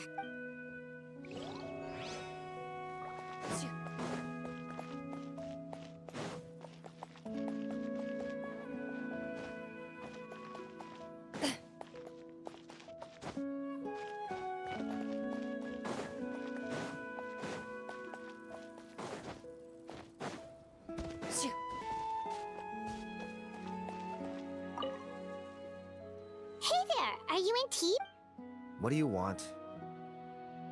We're here to ask about Rawat. Any idea where he might be? We were told you were pretty close with him. Close? Not sure that's the word I'd use. He wouldn't even let me use his patent. Huh? It's been a good few days since I last saw him. I don't know where he's at. Go ask someone else. Would the patent in question happen to be related to the new skincare product he developed? Yeah, kinda. Butterfly Dew, or whatever he calls it. I heard he made a tidy sum off of that one. Okay, now we're getting somewhere. Keep going. Most of the other researchers here focus on mechanics, energy, stuff like that.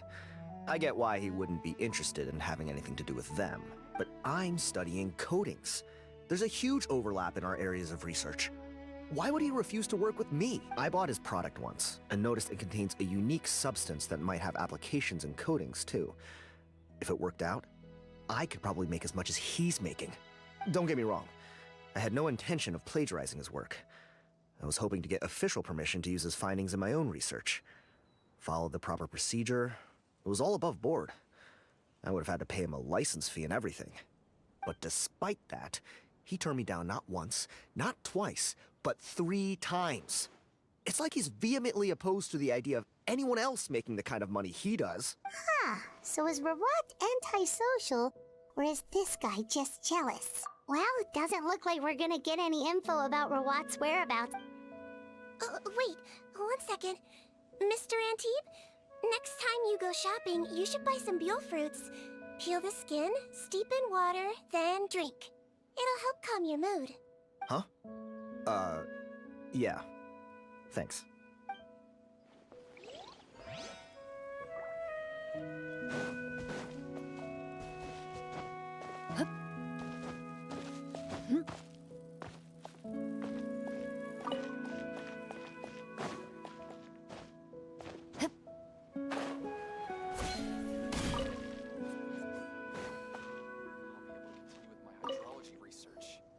Sorry to bother you, sir, but are you Bertram? Who's asking? Just some concerned citizens helping out the Marechaussee Phantom with an investigation. We'd like to ask you about Rawat's whereabouts, if that's okay. We're told the 2 of you are pretty close. Not anymore, we're not. Turns out we don't see eye to eye. Oh yeah? What happened? The thing about us researchers is, most of us do what we do for some sort of higher purpose. But not Rawat. All he cared about was how to commercialize his findings. He won't even let you work with him unless you sign a confidentiality agreement first. Also, he has better control over who gets which intellectual property rights. How are you supposed to get any meaningful research done working with a guy like that? Now that I've got my own technical solution for my compressor, I don't need to work with him anymore. So that's what Rawat is really like. We'd still like to know where to find him. Is that something you can help us with? Wait, you're Yeah, I know you. You're the head nurse at the Fortress of Meripede. Alright, then I'm happy to help you if I can. I respect the work you do. Medicine serves the highest purpose of all the sciences. Wow, turns out Sigewinne's got some real clout. Thing is, I have no real way of knowing where he might be. I stopped working with him 2 months ago, and I've barely seen him since. But if you want my advice, I'd say go talk to the peddlers. There's a few he meets with every other day or so. Maybe they know where he's at. Peddlers? Yeah, back when I was working with him, I noticed he met with them quite often. Wouldn't surprise me if they were involved in some shady business together, because it seemed like they went out of their way to avoid discussing anything in my presence. The little I overheard was about manufacturing and selling pharmaceutical drugs. Like I said, he's all about the money. Drugs? Doesn't he work with skincare products? Do those count as drugs? Who knows? I never cared to find out. He's the morgue rubber, not me. Thank you. You've given us plenty to work with. Welcome. Goodbye, and may we both reach new heights in our scientific endeavors. Well, that's all 3 researchers. Let's head back to the meetup point.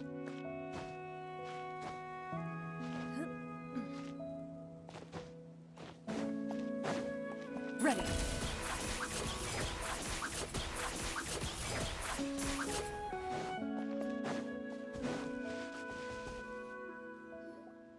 You know, Paimon started out thinking Rawat was a handsome researcher with a friendly and cheerful personality. It's such a surprise to learn that his peers have a different impression of him. So, what's your view of him now, Paimon? A handsome researcher whose difficult upbringing turned him into a profit chaser with a chip on his shoulder? So your thoughts about his appearance haven't changed at all? Well, his looks are kind of a big deal. At least in Paimon's opinion. How does such a handsome guy end up being so antisocial? Even with his difficult family background, it just doesn't make any sense. You can't judge a person solely based on their appearance. Head nurse. Traveler. I assume you've spoken with the researchers. What did you find out? Bertram mentioned Rawat's involvement with some pharmaceutical merchants.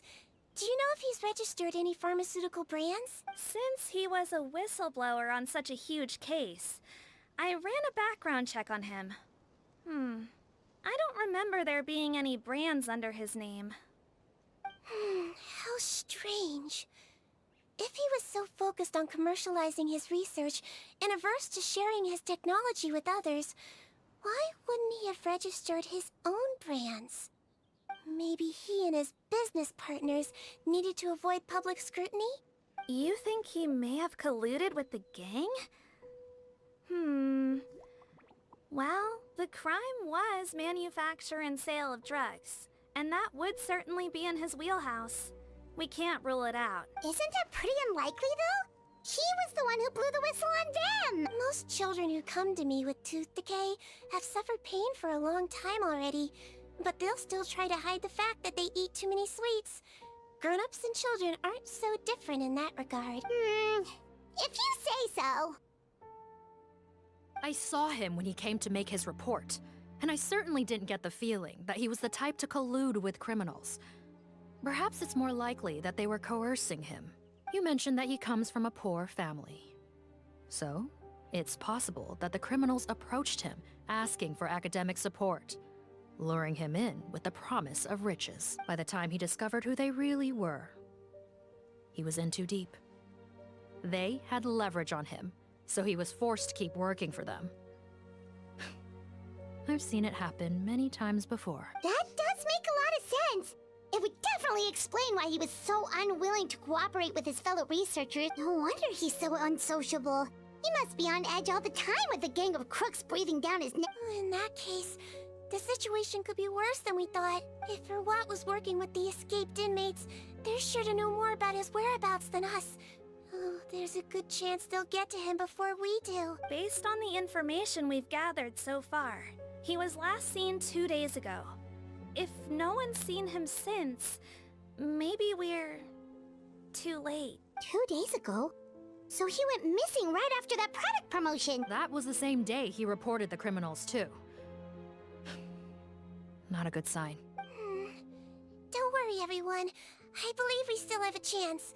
Since he disappeared right after blowing the whistle, it's likely that he's gone into hiding. Yeah, He must have been worried that they'd come for him. All the more reason to find him as soon as possible. The only lead we have at the moment is his mother's house, which you mentioned earlier. Seath, think you can find the place? Yep. When you register a brand, the Court of Fontaine requires you to provide a legal address. The one Rawat wrote down was in the outskirts of the city. That should be the place. Okay, then there's no time to lose. Let's move.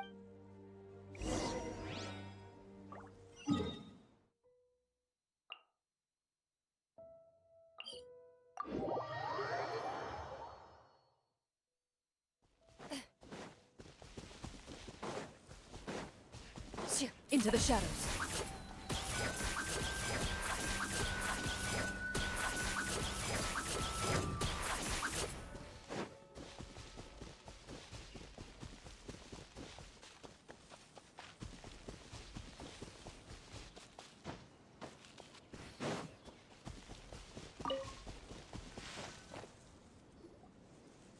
All right, this should be the house.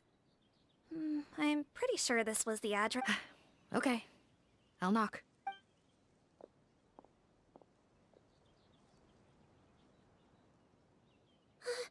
Sounds like whoever's inside has restricted mobility. Oh, it seems serious. Oh, what's the fastest way to get this door open? Break the door down? No, I'll handle it. Let the expert deal with it.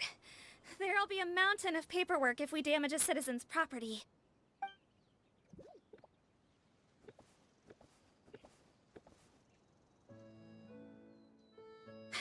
Calm down. Deep breaths. Remember your training. Control your strength. And... it's open! Seath, take a few people and lie in wait. Keep your eyes peeled for any activity around the house. The Traveler, Head Nurse, and I will go inside.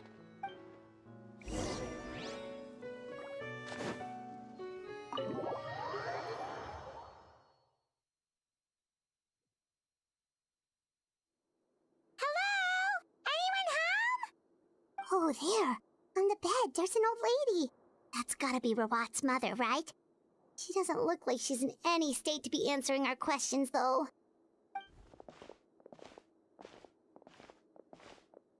We could try, but she is very ill. We mustn't force it. Well, doesn't look like Rawat's here. She's the only one we can talk to. Yep. Allow me. Hello, ma'am. Might I ask if you're Rawat's mother? We are trying to locate him.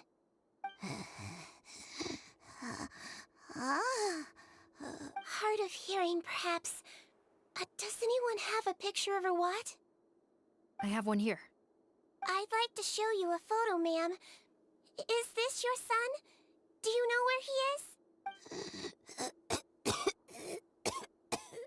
Looks like this isn't gonna work after all. Well, looks like we're out of leads. If Rawat's not here, things are looking very bad for him. Is it possible he could have avoided returning here because he knew he'd be in danger? Maybe. But if so, where do we look next?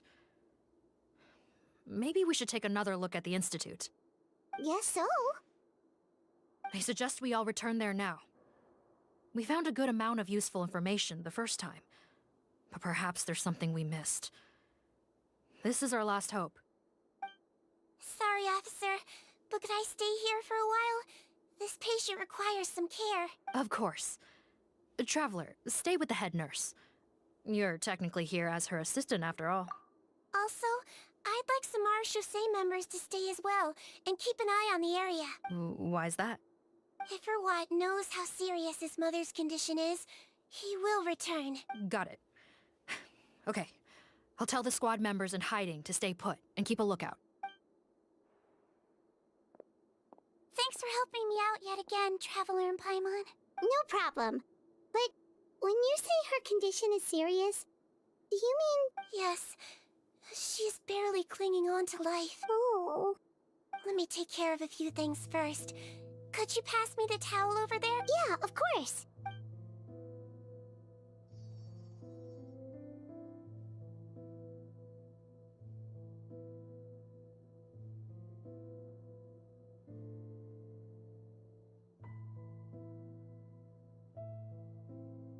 can tell that her family has tried a lot of different treatment methods, including some very expensive medicines. Unfortunately, her condition is so multifaceted that a recovery looks all but impossible. Sigewinne, my mom bets being a nurse must be pretty tough at times like this. Yes, it makes me a little sad. In a Melazine's eyes, a human's birth, aging, sickness, and death are as much a part of natural law as sunrise and sunset. But human medicine can defy that law to some extent. In that sense, it is a science of miracles. That is why I became fascinated with it in the first place. But it was only after I truly became a doctor that I realized miracles don't always happen.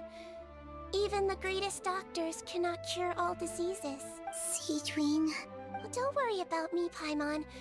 A doctor's duty is not to cure all diseases, but to treat whatever ailments they can. At the very least, I can lower her fever. That way she'll suffer less, and she might even be able to see her son. Yeah. All the more reason to find Rawat as soon as possible, even if we don't catch those crooks. Oh, her fever is getting worse. Could I get some hot water? Sure, we're on the case.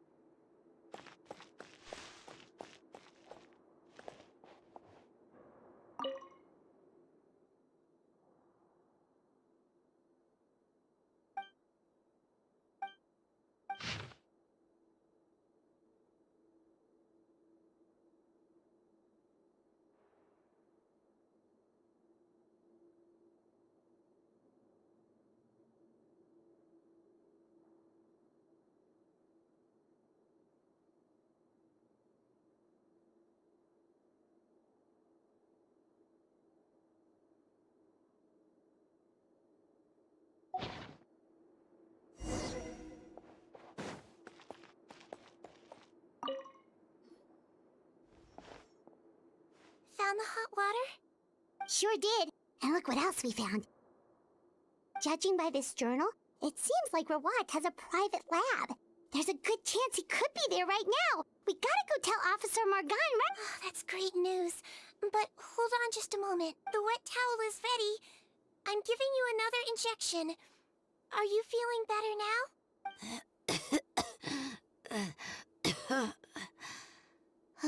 It's all right. We'll go bring him back. Please hang in there. Thank you.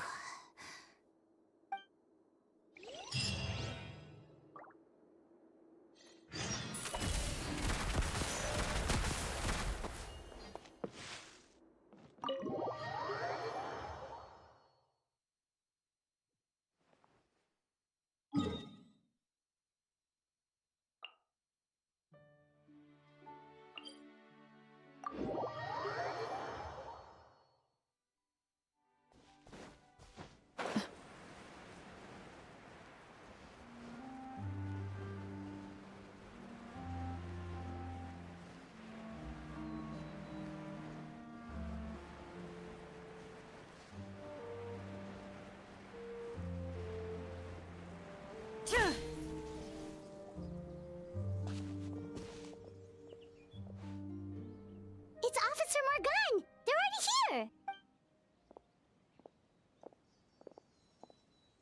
We came as soon as we heard the news. I can't believe we were so careless. The most crucial information of all was hiding right there, in that room. And we missed it. Don't blame yourself. Right now, we need to focus on finding a way. There's a mechanical door over here! Hopefully the instructions in Rawat's journal will help us open.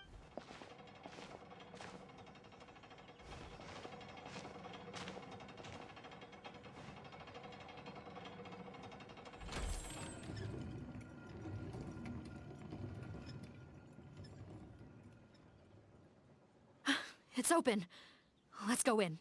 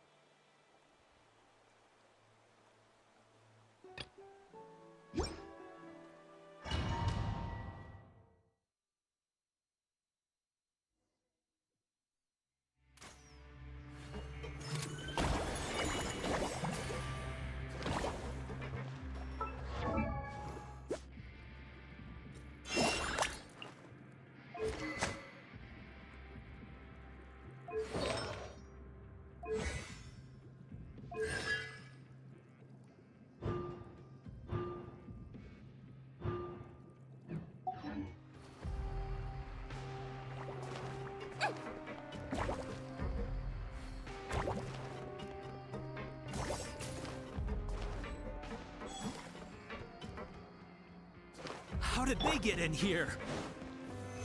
Captain, up ahead! Those look like our fugitives! So they found this place too? Don't let any of them escape!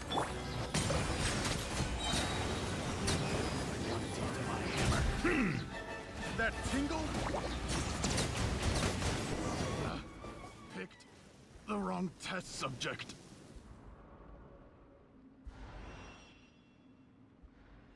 Captain, according to our list, many of the fugitives aren't accounted for. There may be others hiding deeper inside the facility. Ah, so these guys were just the lookout crew. The Marachose Phantom! How did they find this place? Wait, it's that guard from the fortress. That's right, I'm on your side. The Duke sent me. What's the matter? Some sort of mix-up? Mr. Odilon, didn't I tell you a few days ago that you need to stop all field work until you've recovered? Well, you know, gotta help His Grace out. Share the load. Officer Morgan, this man is an imposter. The real Mr. Odilon has no recent health issues. What? But I... Looks like the head nurse was right about the face-swapping method. Arrest them all! DuPont, stay here and keep guard. And watch the exit. If we're not back soon, call for reinforcements. Got it.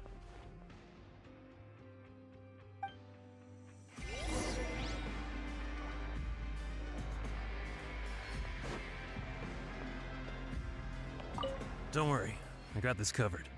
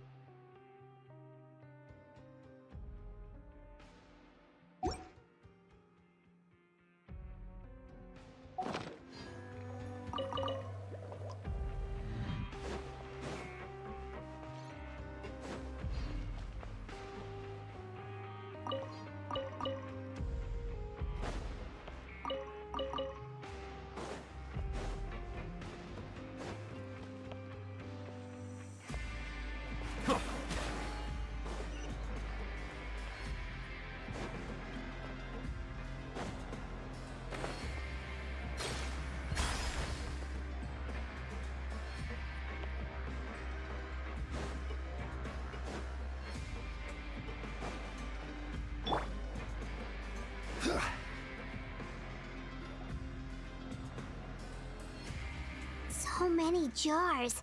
Was this some sort of production facility? This scent. It's probably the ingredients used to make butterfly dew.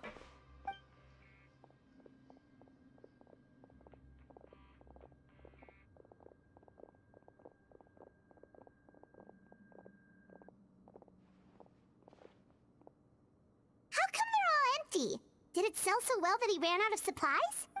How strange. Why would Rawat choose to manufacture a popular product like that in such a difficult-to-reach location, given our suspicion that he may have been coerced into the illegal drug trade?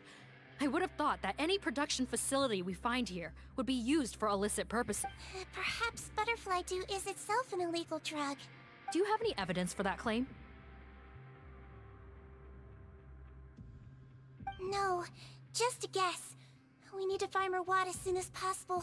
He has all the answers we need. Understood. Well, let's not linger here. Let's go. Come on.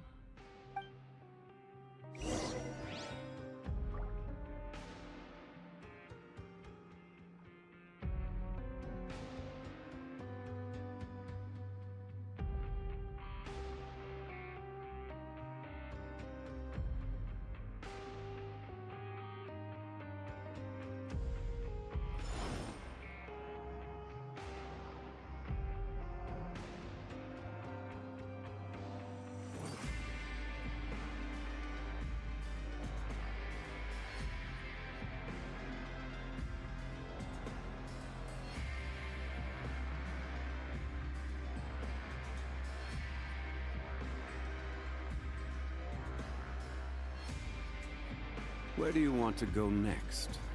If you'd like to see Liyue's tourist spots, I have a few references.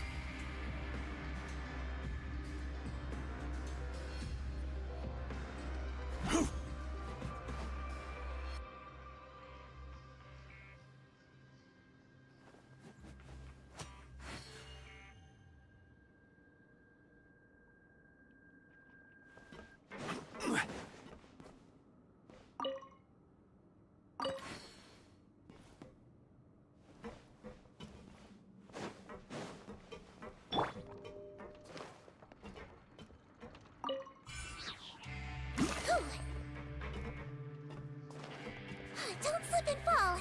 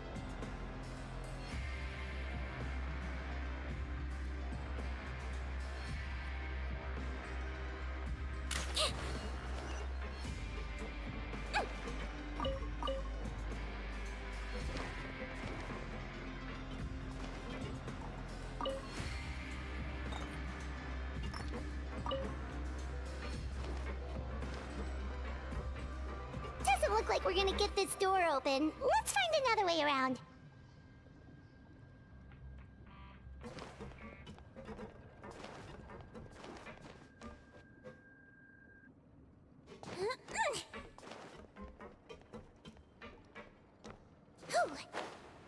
This one's closed too. What's with those carts and tracks? Oh, maybe it's one of those doors that opens when it senses cargo passing through. There's a loaded cart right over there. Let's bring it to the door and give it a try.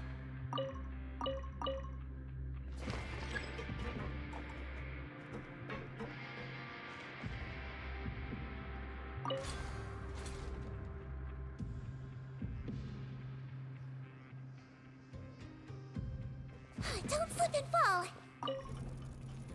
Whew.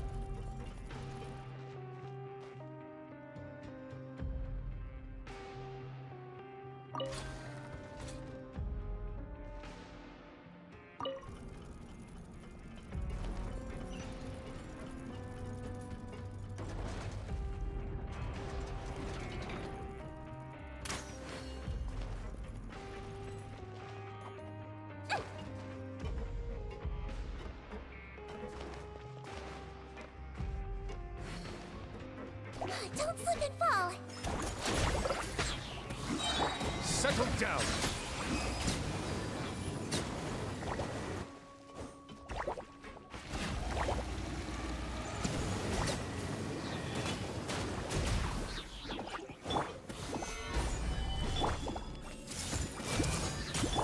Stand with me! Make yourselves at home! Don't be nervous! Just relax!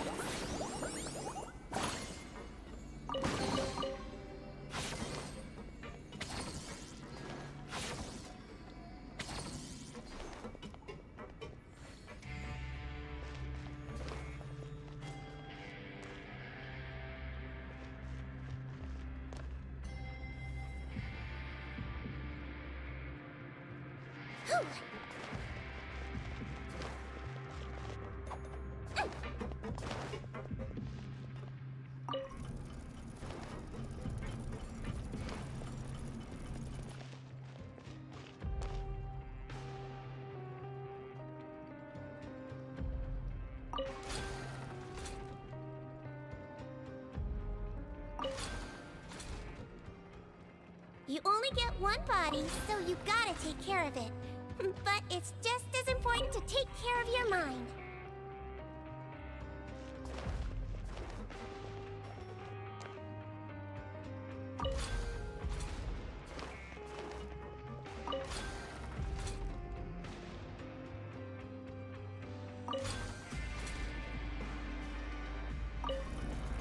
Don't slip and fall!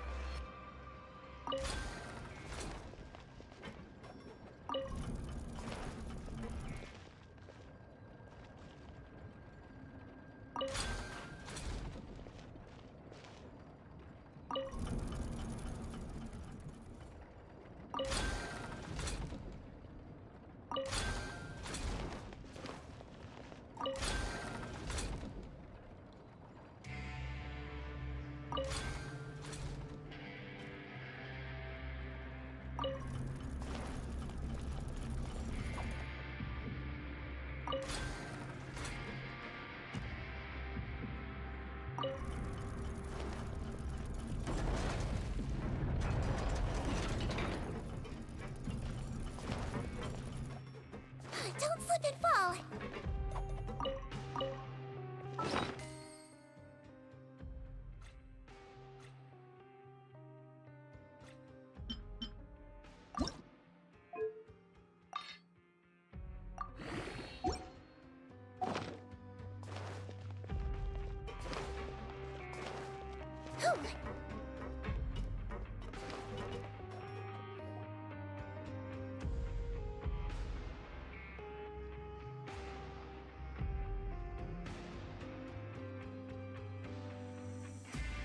This room's much smaller than the others.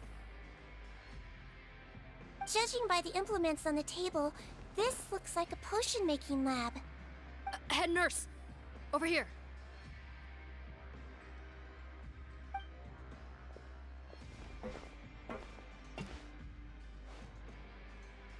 Let's see.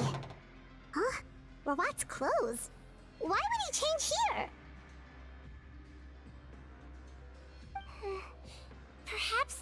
stripped him down, left the clothes behind, and disposed of him somewhere else?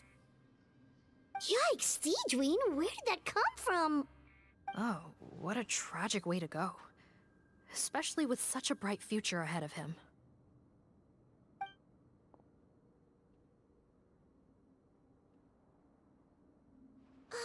There's a path leading further on, Officer Morgan.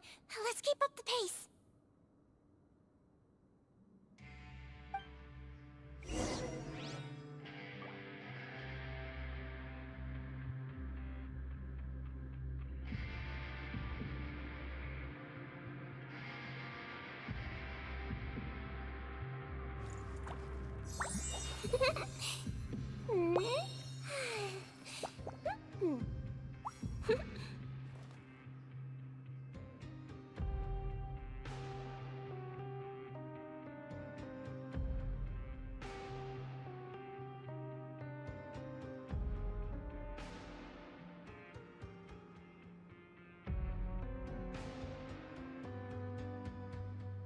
Oh, no! Did you bump into something? Oh, well, if it hurts, just let me know.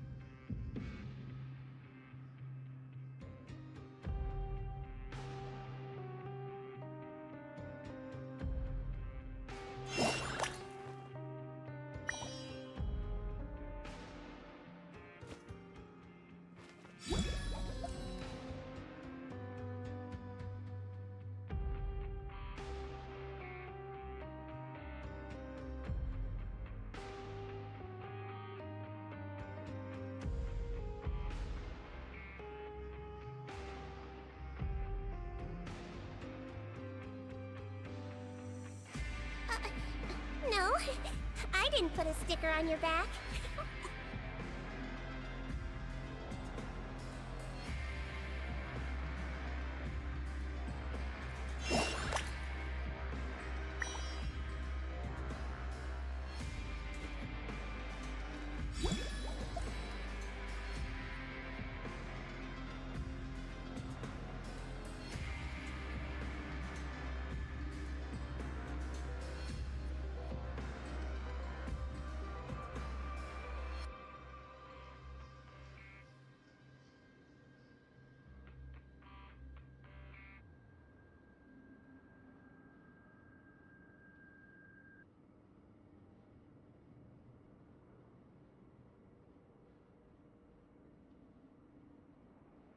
Oh, no! Did you bump into something? Oh, well, if it hurts, just let me know.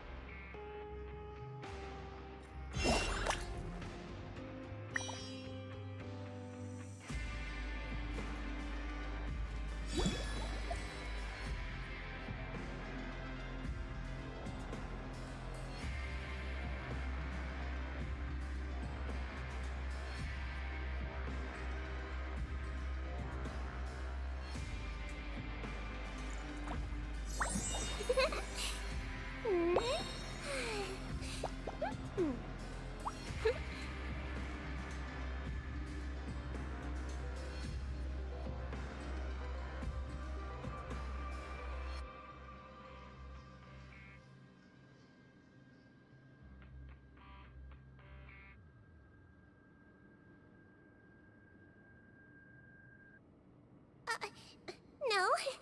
I didn't put a sticker on your back.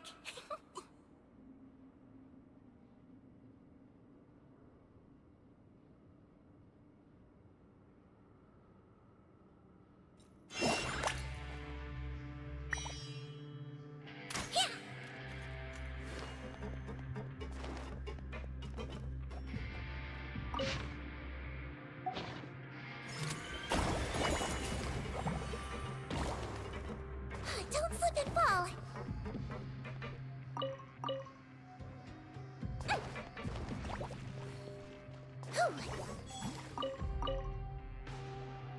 Don't slip and fall. Hey.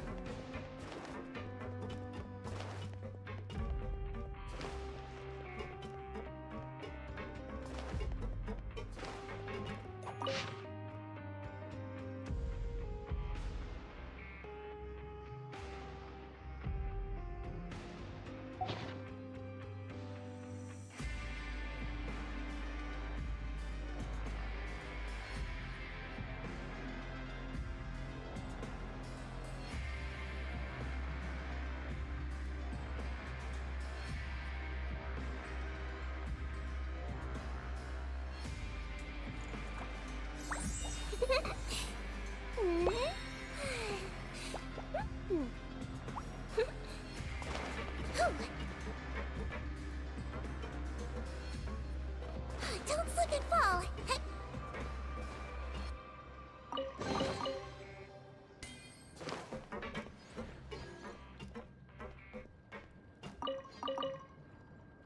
Don't slip and fall.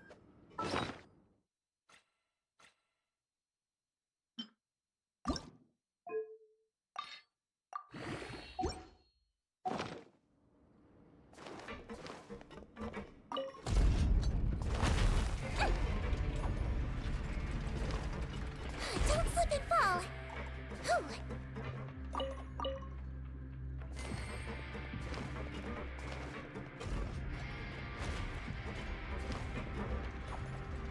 Don't slip and fall.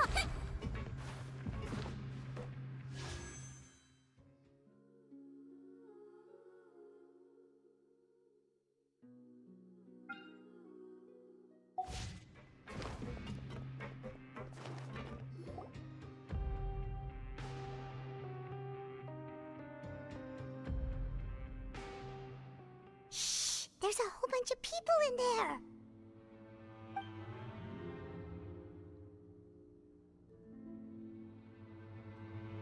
Are you serious? You're telling us that within a day, our faces are going to rot like yours? Fontanian physiology changed dramatically after that great flood, and it's not as compatible with this face-changing solution as before. The side effects are as you can see. Why didn't you say anything before we all used it? Look, my plan got you all out of prison, didn't it? You'd have much bigger problems to worry about right now if the Marechaussee Phantom found out about your other crimes. Consider an ugly mug getting off lightly. Ugh. You're just lucky we didn't leave you in there after you disappeared on us with no warning. We only let it slide because we're former partners. And now you have the gall to pull a stunt like this? Partners? Make no mistake, each of us is only looking out for himself. If you place too much trust in others, well, I'm afraid that's your problem. You hid things from me too. Remember how you each had a spare potion? You kept quiet about it until we planned the prison break? Oh, and you didn't have a secret spare? Then do you want to explain how you melted your face off before all this? Guys, that's enough. Calm down. It is what it is. Arguing won't change anything. What's the plan, Parton? I'm assuming you brought us here for a reason? There is no plan. We followed him here on the promise of more juice, but it turns out there ain't a drop here. Besides, what does it matter now anyway? He already said, Even if we did get our hands on more of that stuff, switching faces again solves nothing. They're still gonna meld off eventually. I said enough arguing! Potton, tell us the plan. The most practical solution is to continue using the potion. Keep switching to a new face before the ulcers can start forming. Are you kidding me? This stuff was hard enough to get a hold of even when we had a supply. Now you're asking us to use it like skin lotion, after the flood all but wiped the supply out? Well, there is another option. But you'll have to make a deal with me first. Okay, now we're talking. What's the deal? I have a document I took from that researcher that details how to make a replacement. Just give me one bottle of the undiluted fluid, and I'll get to work. What's the problem? I thought you always kept reserves. Or do you really just have one spare bottle each? What do you think? That we were shipping them into the Fortress of Meripede by the basket load? Well then, say hello to never showing your marred faces in public again. Ugh, I've heard enough! Get him! Let's see if that document even exists! Freeze! Marechaussee Phantom! What? Who let them in? Officer Morgan, before anything else, please find out Rawat's status. Rawat? I don't see him. Hand over the hostage now, if you want any chance of avoiding an extension to your sentences. Spare us your condescending attempts to coax us back to our cells. You think we're looking to negotiate? Rawat is dead. Potton? Arrest them all! Don't let anyone get away!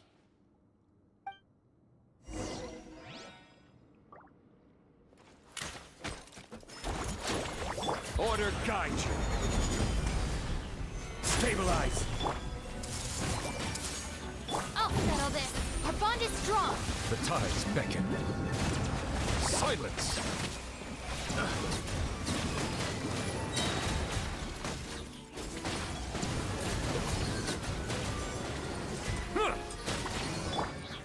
Solidify. The Temple of Wisdom. I see everything. He might feel a little prick. Huh. Gotta say, I never expected to see the head nurse in combat. Some patients respond better to a more aggressive treatment plan. Did we get everyone? Captain, we finished the head count. Potton's missing. Over there! The door's closing!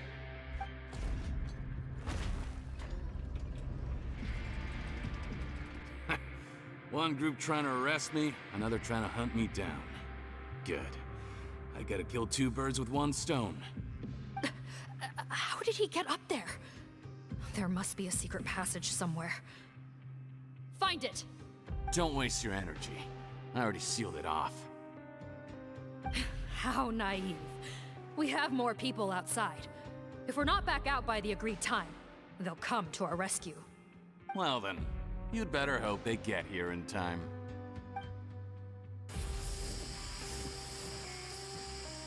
There's some kind of gas leaking from the pipes. Oh, be careful, it's poisonous. This is our distribution center, where we store the product derived from our source solution. We had to use special fire prevention methods to prevent contamination. The pipe network here was designed to emit a gas for firefighting. One little modification later, and it makes an efficient death trap. Why would you do this? Your partners are here too. Oh, please. If they can't supply what I need, they're of no further use to me. Besides, I can't have them exposing my potential whereabouts. He's a maniac! Come on, we gotta find a way to open that door! Go ahead, struggle in vain. Once the last of you croaks, no one will ever find me again. So long! Are you sure you're ready to leave, Potton? You haven't changed your dressing today. You can't cure my face, just give up. And what if I could? Nice try. You're just trying to stall me. Don't you worry about me. I'll find a way to cure my face once I get out of here. Oh, I doubt it. After all, Fontanians can no longer dissolve in primordial seawater. What the? How did you? The key component of the face-changing potion is the fluid left behind by dissolved Fontanians. It might look like ordinary water, but it has some unique elements in it. Before the flood, all Fontanians were oceanids. Physiologically speaking, a potion made from that fluid could dissolve and reconstruct the face of a Fontanian in much the same way as hydroidolins change form. Theoretically, it could give someone any appearance they wished. But since the flood, Fontanians have become true humans. They can no longer provide the source material for this potion, nor reap its benefits. Are you saying this potion is made from Fontanians dissolved with primordial seawater? Then their crimes are far worse than I thought. How could you know all of this? No, wait. Of course! Well. So that's why you have a human appearance. It also means that I have a formula you're unaware of. The air's getting thicker. It's getting hard to breathe.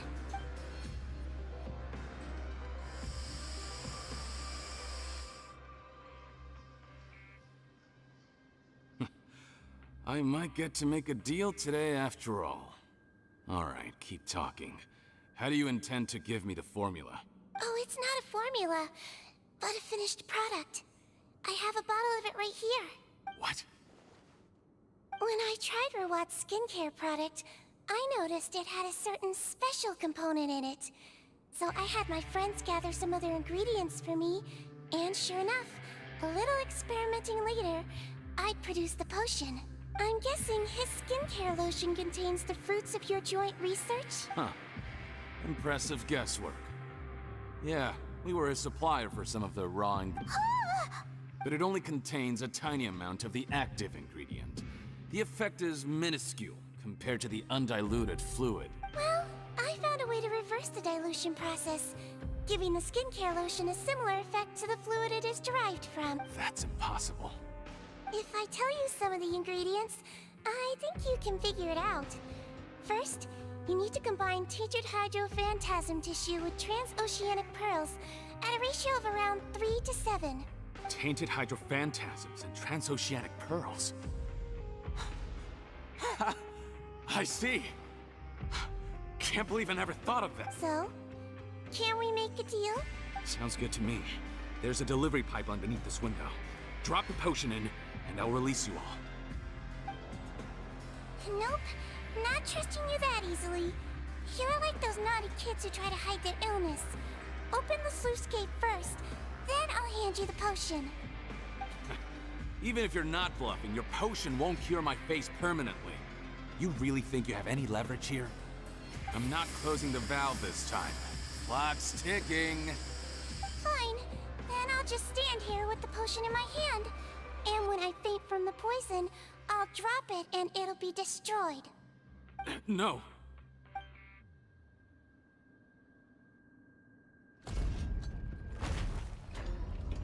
It's open! Disable that sluice gate! Jam it! Don't let it close again! That's more like it. In that case, a promise is a promise. Head nurse, there's too much poison gas in here. We have to leave, now!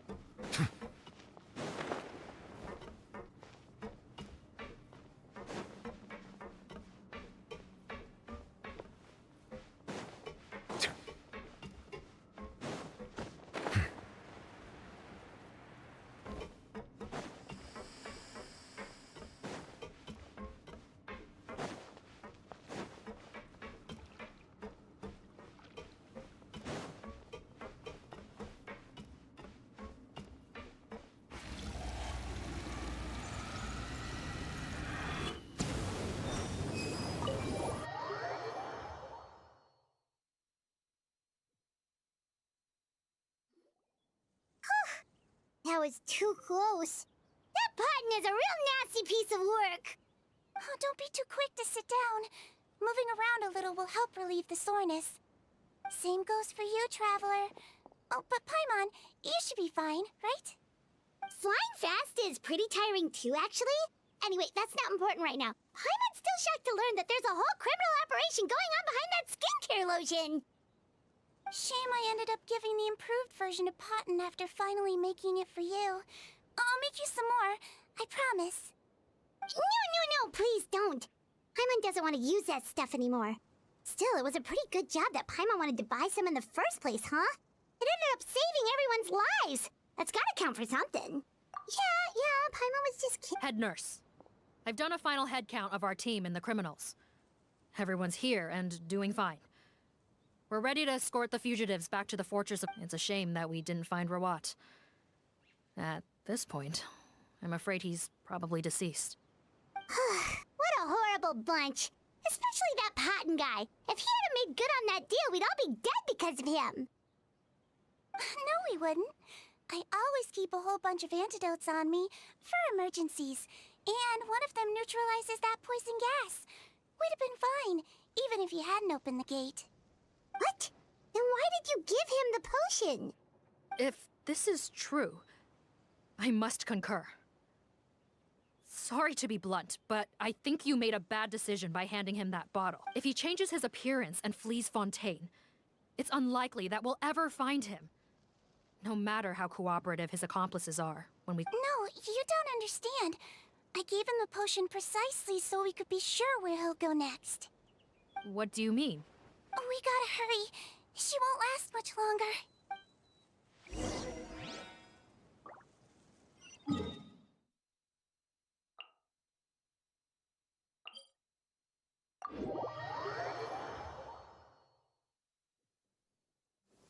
My apologies.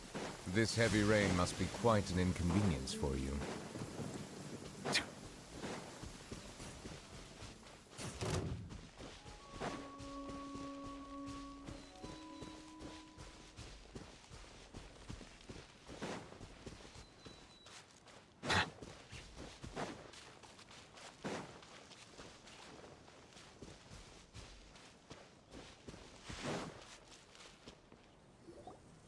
Don't move a muscle.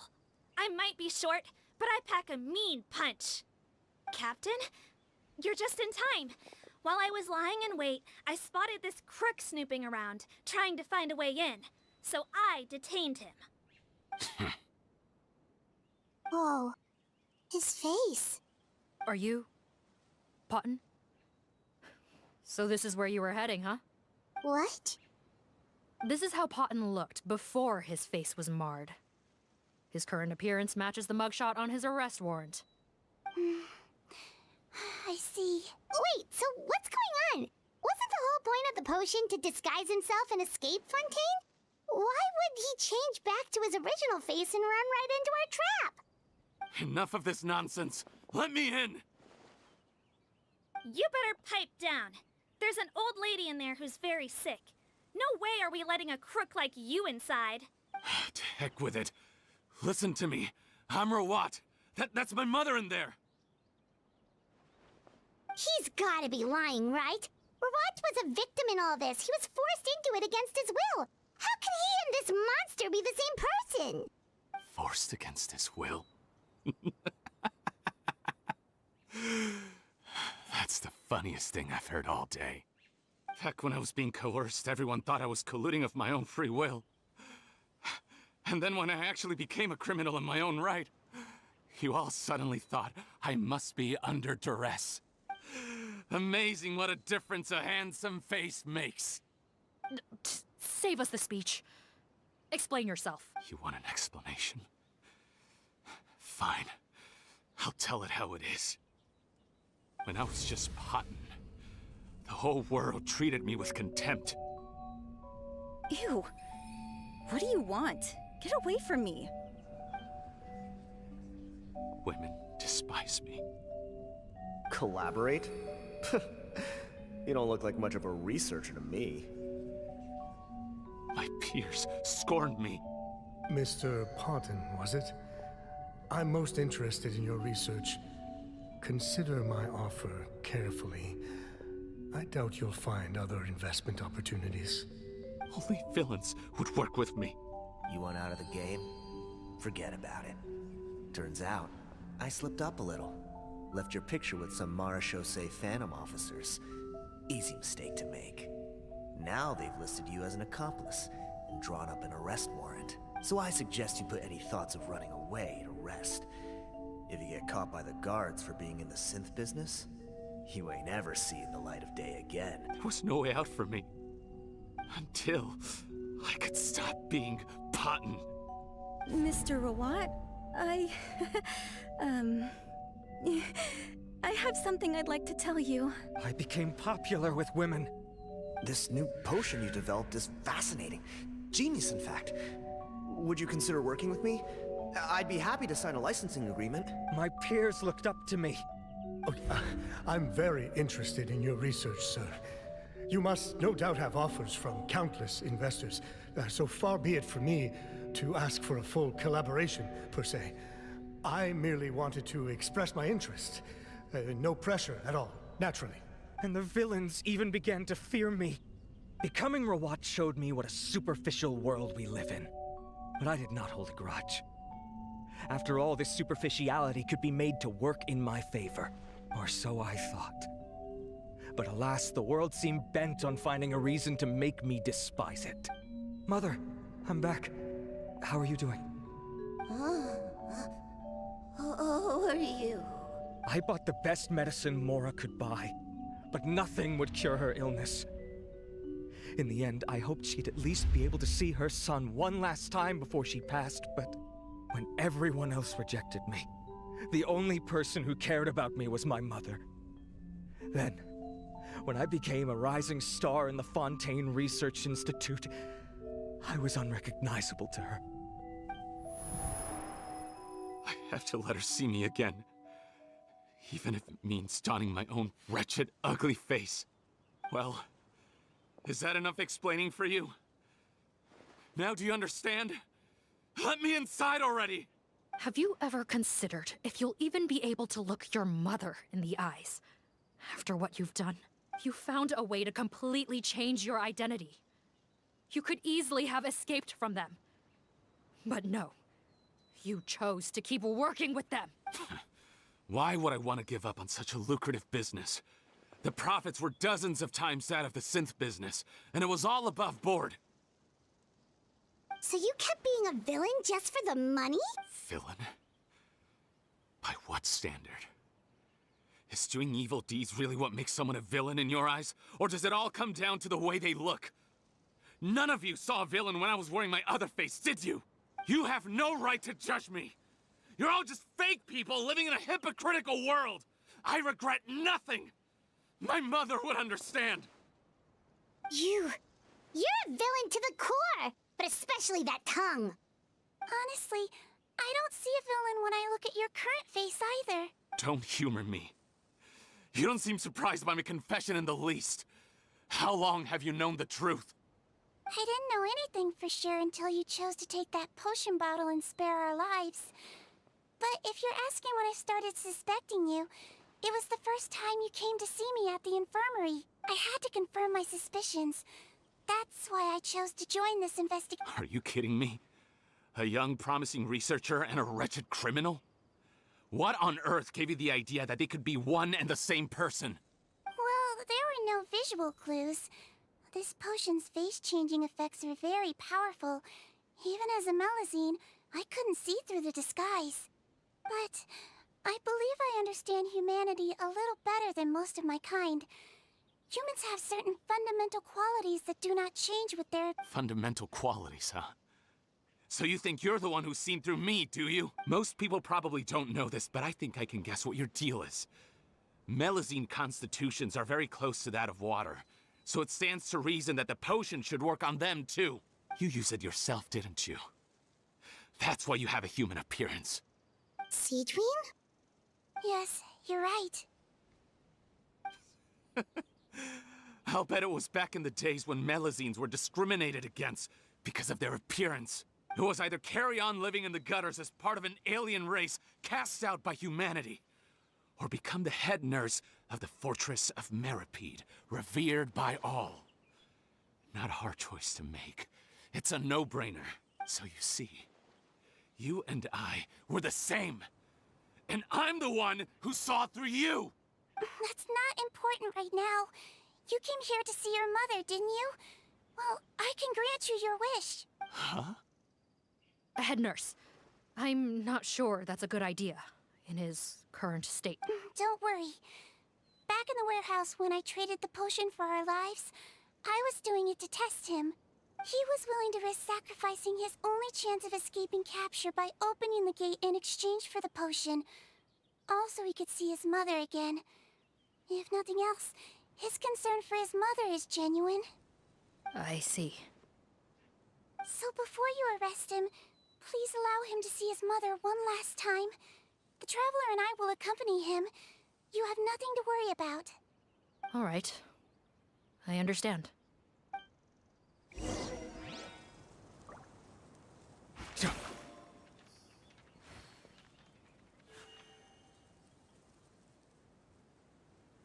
Join the head nurse inside.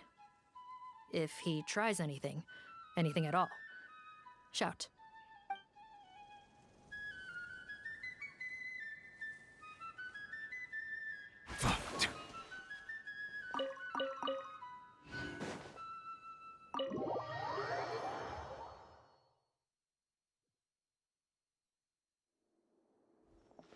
Mom? It's me, Potton, your son. You recognize me now, don't you? Mom, what's wrong? I'm sorry, but I have some bad news. I examined your mother last time we were here, and it appears that due to her prolonged fever, she's lost her eyesight. What? Your appearance no longer has any bearing on her ability to recognize you. But there are always other ways to remind our loved ones who we are. Wouldn't you say? No, it can't be. Please, Mom, open your eyes. It's me, your son, Potton. If you really can't see my face, then here, take my hand. Tell me you feel your son's hand. I've done so much to get to this point. Please, you have to recognize me. No. The temperature of his palm must have changed. I'm sorry. It seems I couldn't bring him back to you after all.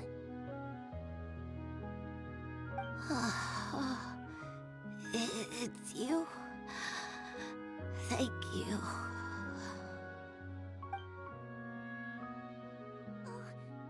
Of course. Mom, why will you answer her and not me? Why? No more questions, Potton. She's gone. Mom?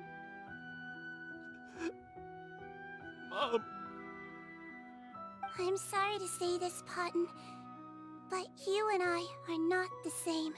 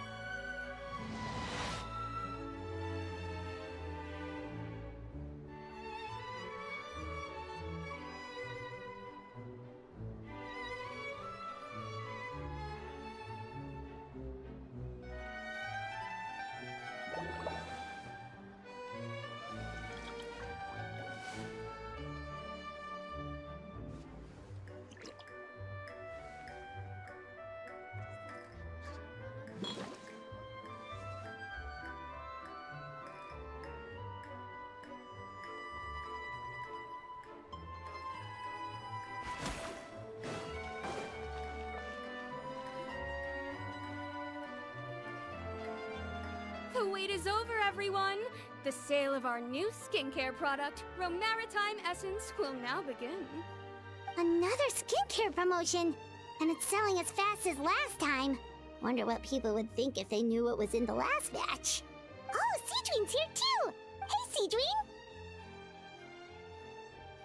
Oh, Traveler Paimon, hello! I hope you two got a good rest yesterday after all your hard work.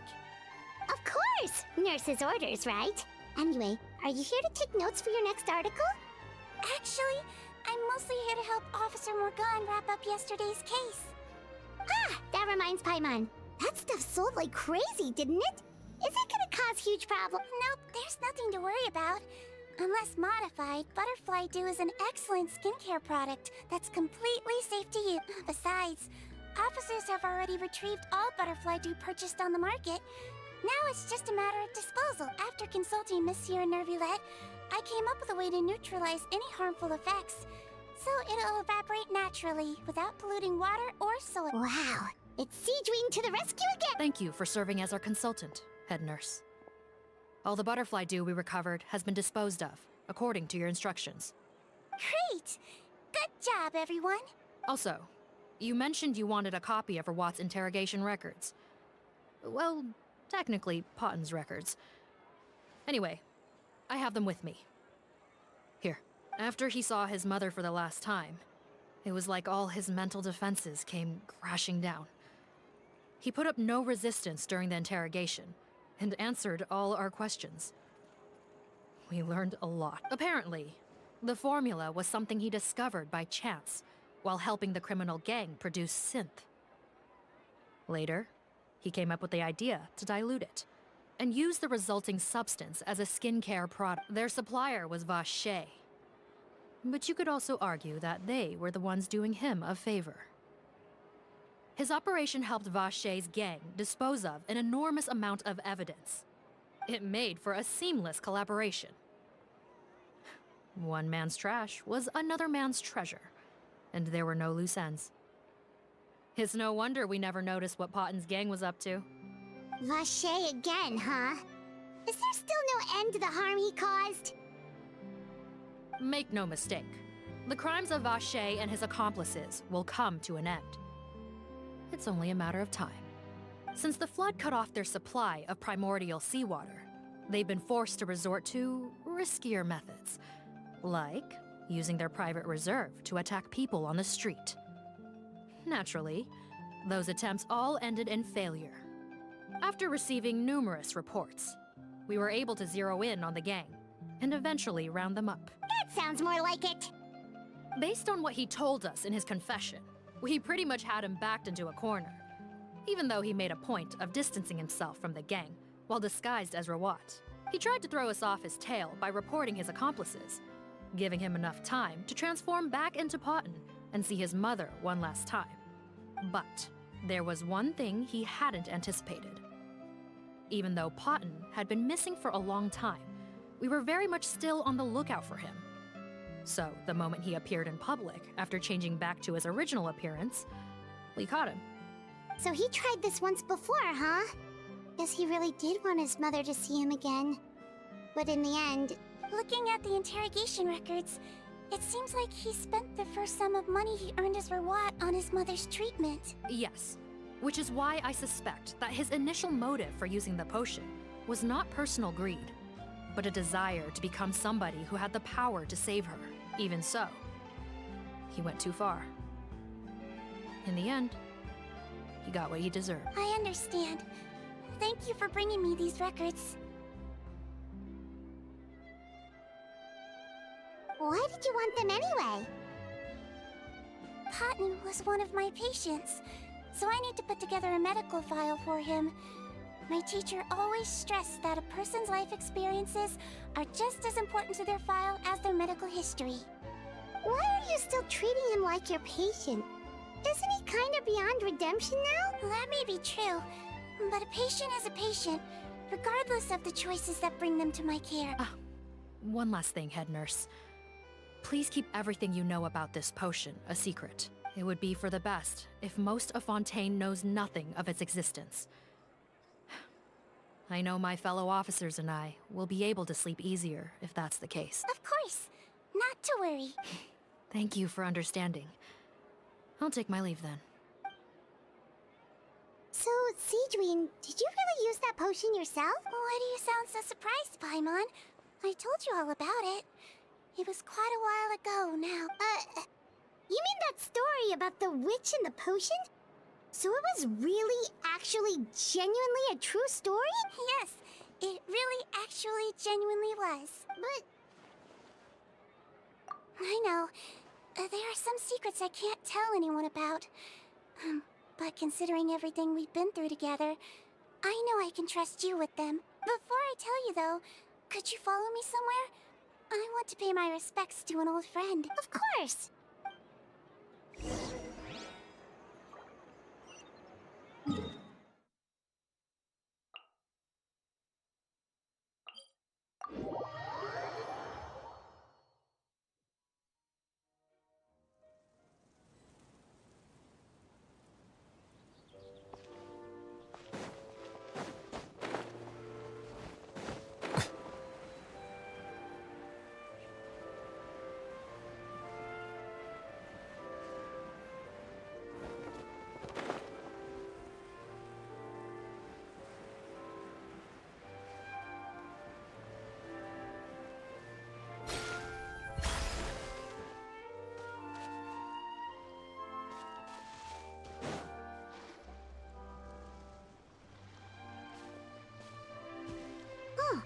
Neuvillette and Risley, they're here too! Good to see you, traveler. Paimon. I trust all has been going well for you? Big news, everyone. The Udex is out of his office on important business. Is that genuinely something people would consider big news? Why wouldn't they? Important business is a big deal. Ah, yes, you're quite right. When someone you care about requires emotional support, being there for them at the right time and place is of the utmost importance. After reading the Maréchal Phantom's reports, I had a feeling a trip here might be in order. Take note. That, my friends, is how Monsieur Neuvillette shows that he cares. We're both here for the same purpose, actually, to accompany Sigewinne as she pays her respects to her late teacher. So the old friend she mentioned was her teacher then? The witch? Oh, sorry. Paimon didn't mean to be rude. It's only because Sigewinne calls her that all the time. I doubt she considers that title to be offensive, Paimon. Indeed. In fact, I believe Sigewinne would take it as a sign of affection. She has spoken of this doctor on many occasions, and it sounds like she was a truly generous individual. In those days, many people harbored prejudices against Melusines. She was the only teacher willing to take Sigewinne on as a student. Wow. It's really nice of you two to be here for Sigewinne. Guess you guys really look out for your younger colleagues, huh? Younger colleague? Well, that might be true for the Udex, but I'm not sure I can say the same. Sigewinne served a sentence in the fortress of Meripede hundreds of years ago, and after she did her time, she decided to stick around. She's been an integral part of our administration ever since. Strictly speaking, the head nurse has been around longer than most people in the fortress, myself included. Pretty sure that makes me the younger colleague. She served a sentence? Yes. Long before I became Udex, there was an ancient law in Fontaine that prohibited any attempt to transform another species into a human. Initially, I and most researchers believed this law to have been imposed due to ethical concerns. But now, it seems more likely that the law was nothing more than an insurance policy, a way for Egeria to ensure that her people would remain insulated from the truth, thus enabling them to lead more straightforward, happier lives. Ignorance is bliss, as they say. Sigewinne had her reasons for choosing to obtain a human form, but the act was nonetheless in clear violation of the... Could you tell us a little bit more about what happened back... Certainly. Sigewinne does not object to her close friends learning about her history. In fact, I first learned of it myself because she confessed the truth to me of her own volition.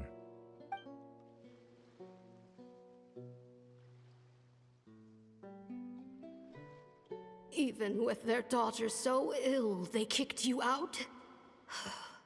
Stubborn as always. And prejudice isn't a disease I can cure either.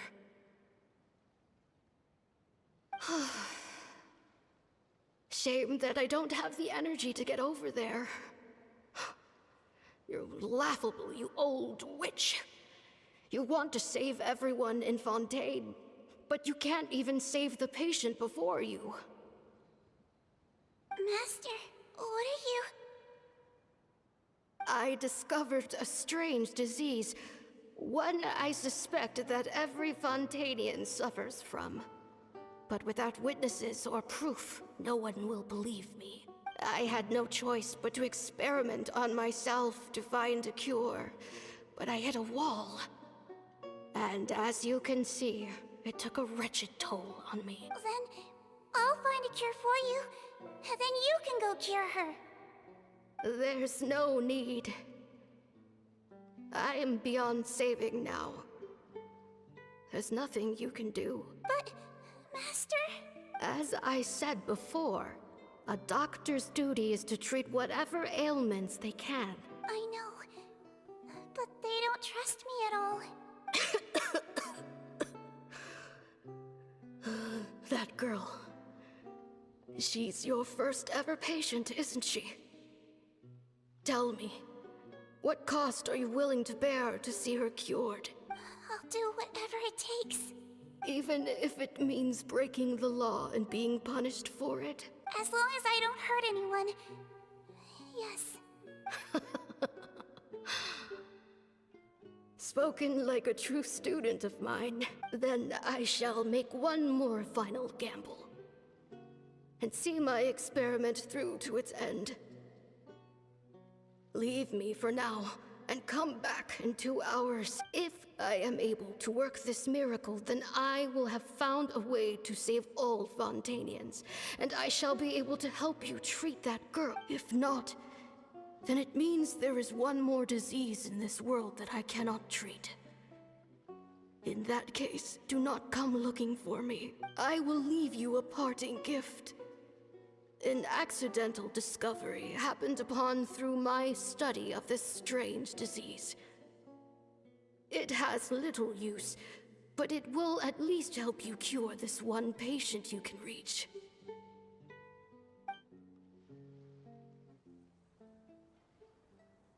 When Sigewinne returned, the miracle had not occurred. She found a potion bottle and a note on the table.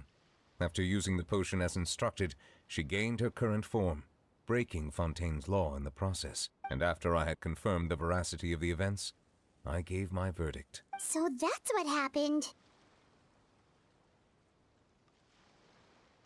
I fear Sigewinne only understood the full story after the truth about the dissolution of Fontanians was uncovered. When I reflected on all this with that knowledge in hand, I felt a deep sense of regret. As I use the law to uphold justice, there are times when I cannot help but acknowledge its ruthlessness. After the final details of the events surrounding Sigewinne's transformation came to light, I checked several sources and, thankfully, the legal code does not require Sigewinne to shoulder any additional punishment. Wonder how she feels about all this. Since she invited you here, I imagine she intends to speak of these matters with you, no?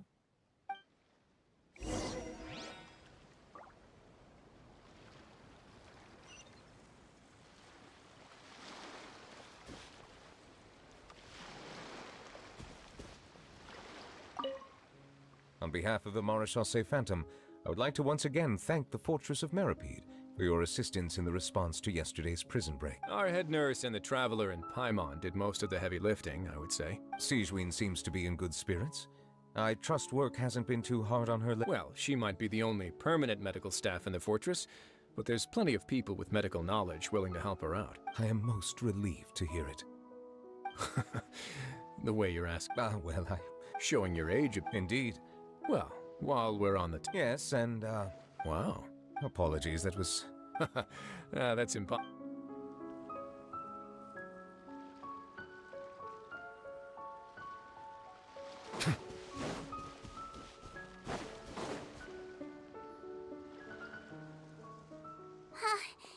You're here. The old friend I mentioned was my teacher.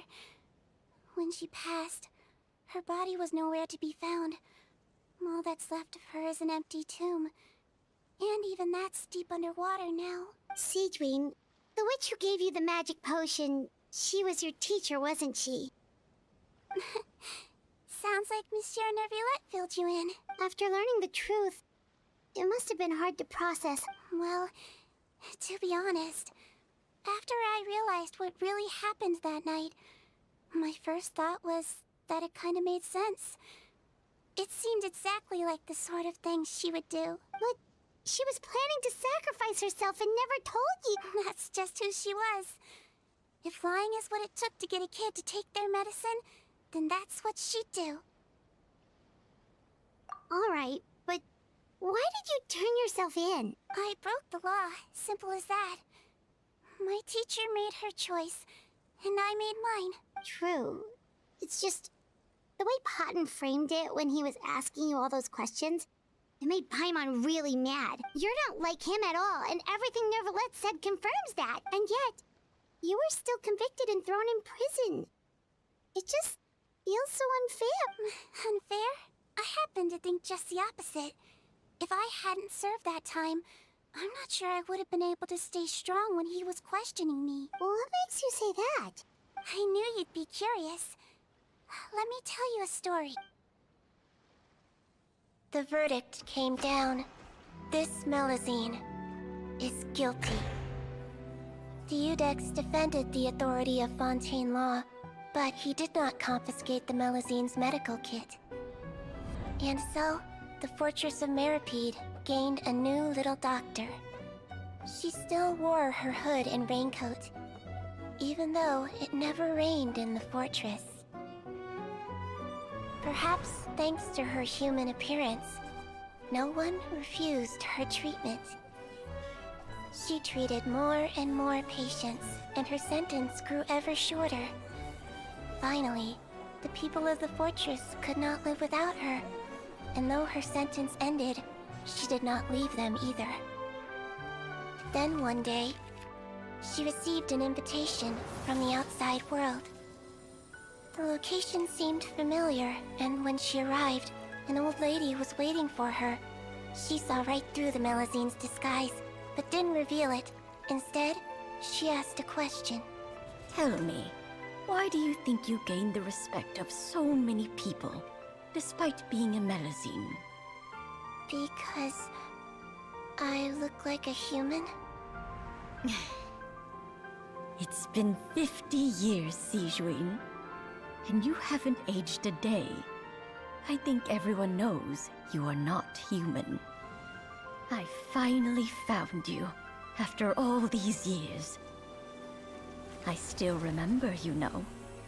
It was you who saved me that night.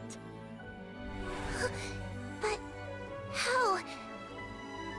I was no longer a Melusine by then. Does it really matter if you're human or Melusine? I remembered the warmth of your palm. It's quite unmistakable. And you know what? It hasn't changed one bit. You don't have to hide anymore, Sigewinne. These days, everyone wants to make friends with Melusines. And I think that it's all because of you. I'm sorry I couldn't say this until now, but thank you, Dr. Melusine. Now that's an ending Paimon can get behind. After hearing everything Potton said, I wanted to tell him that it didn't matter who he looked like on the outside. But it was too late. The warmth in his palm had already disappeared. I tried to treat him, but the roots of his problem had nothing to do with his face. I understand.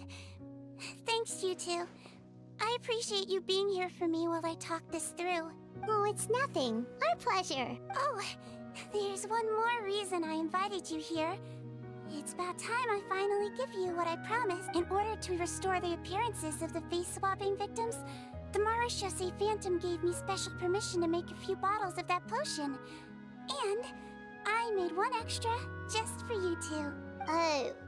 We don't need it though. Shouldn't we destroy it? Well, even if you chose to destroy it, I still thought I should give it to you first. You two did so much for me. How could I break my promise? Well, fair enough, but anyway, Paimon's definitely not interested in this stuff still.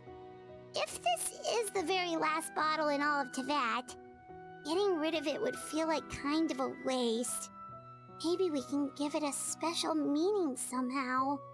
Oh, Paimon's got it! Melusine physiology wasn't affected by the Great Flood, right? So that means the potion should have a permanent effect on you. In that case, what do you say, Sigewinne? Ever thought about transforming back to the way you used to look? After all, from a Melusine point of view, Paimon bets Melusines look the cutest of all! Paimon, after everything, do you really think it matters whether I'm Melusine or a human? Well, what was Paimon thinking? You made up your mind a long time ago! Yeah, let's just destroy this thing. Leave it to me.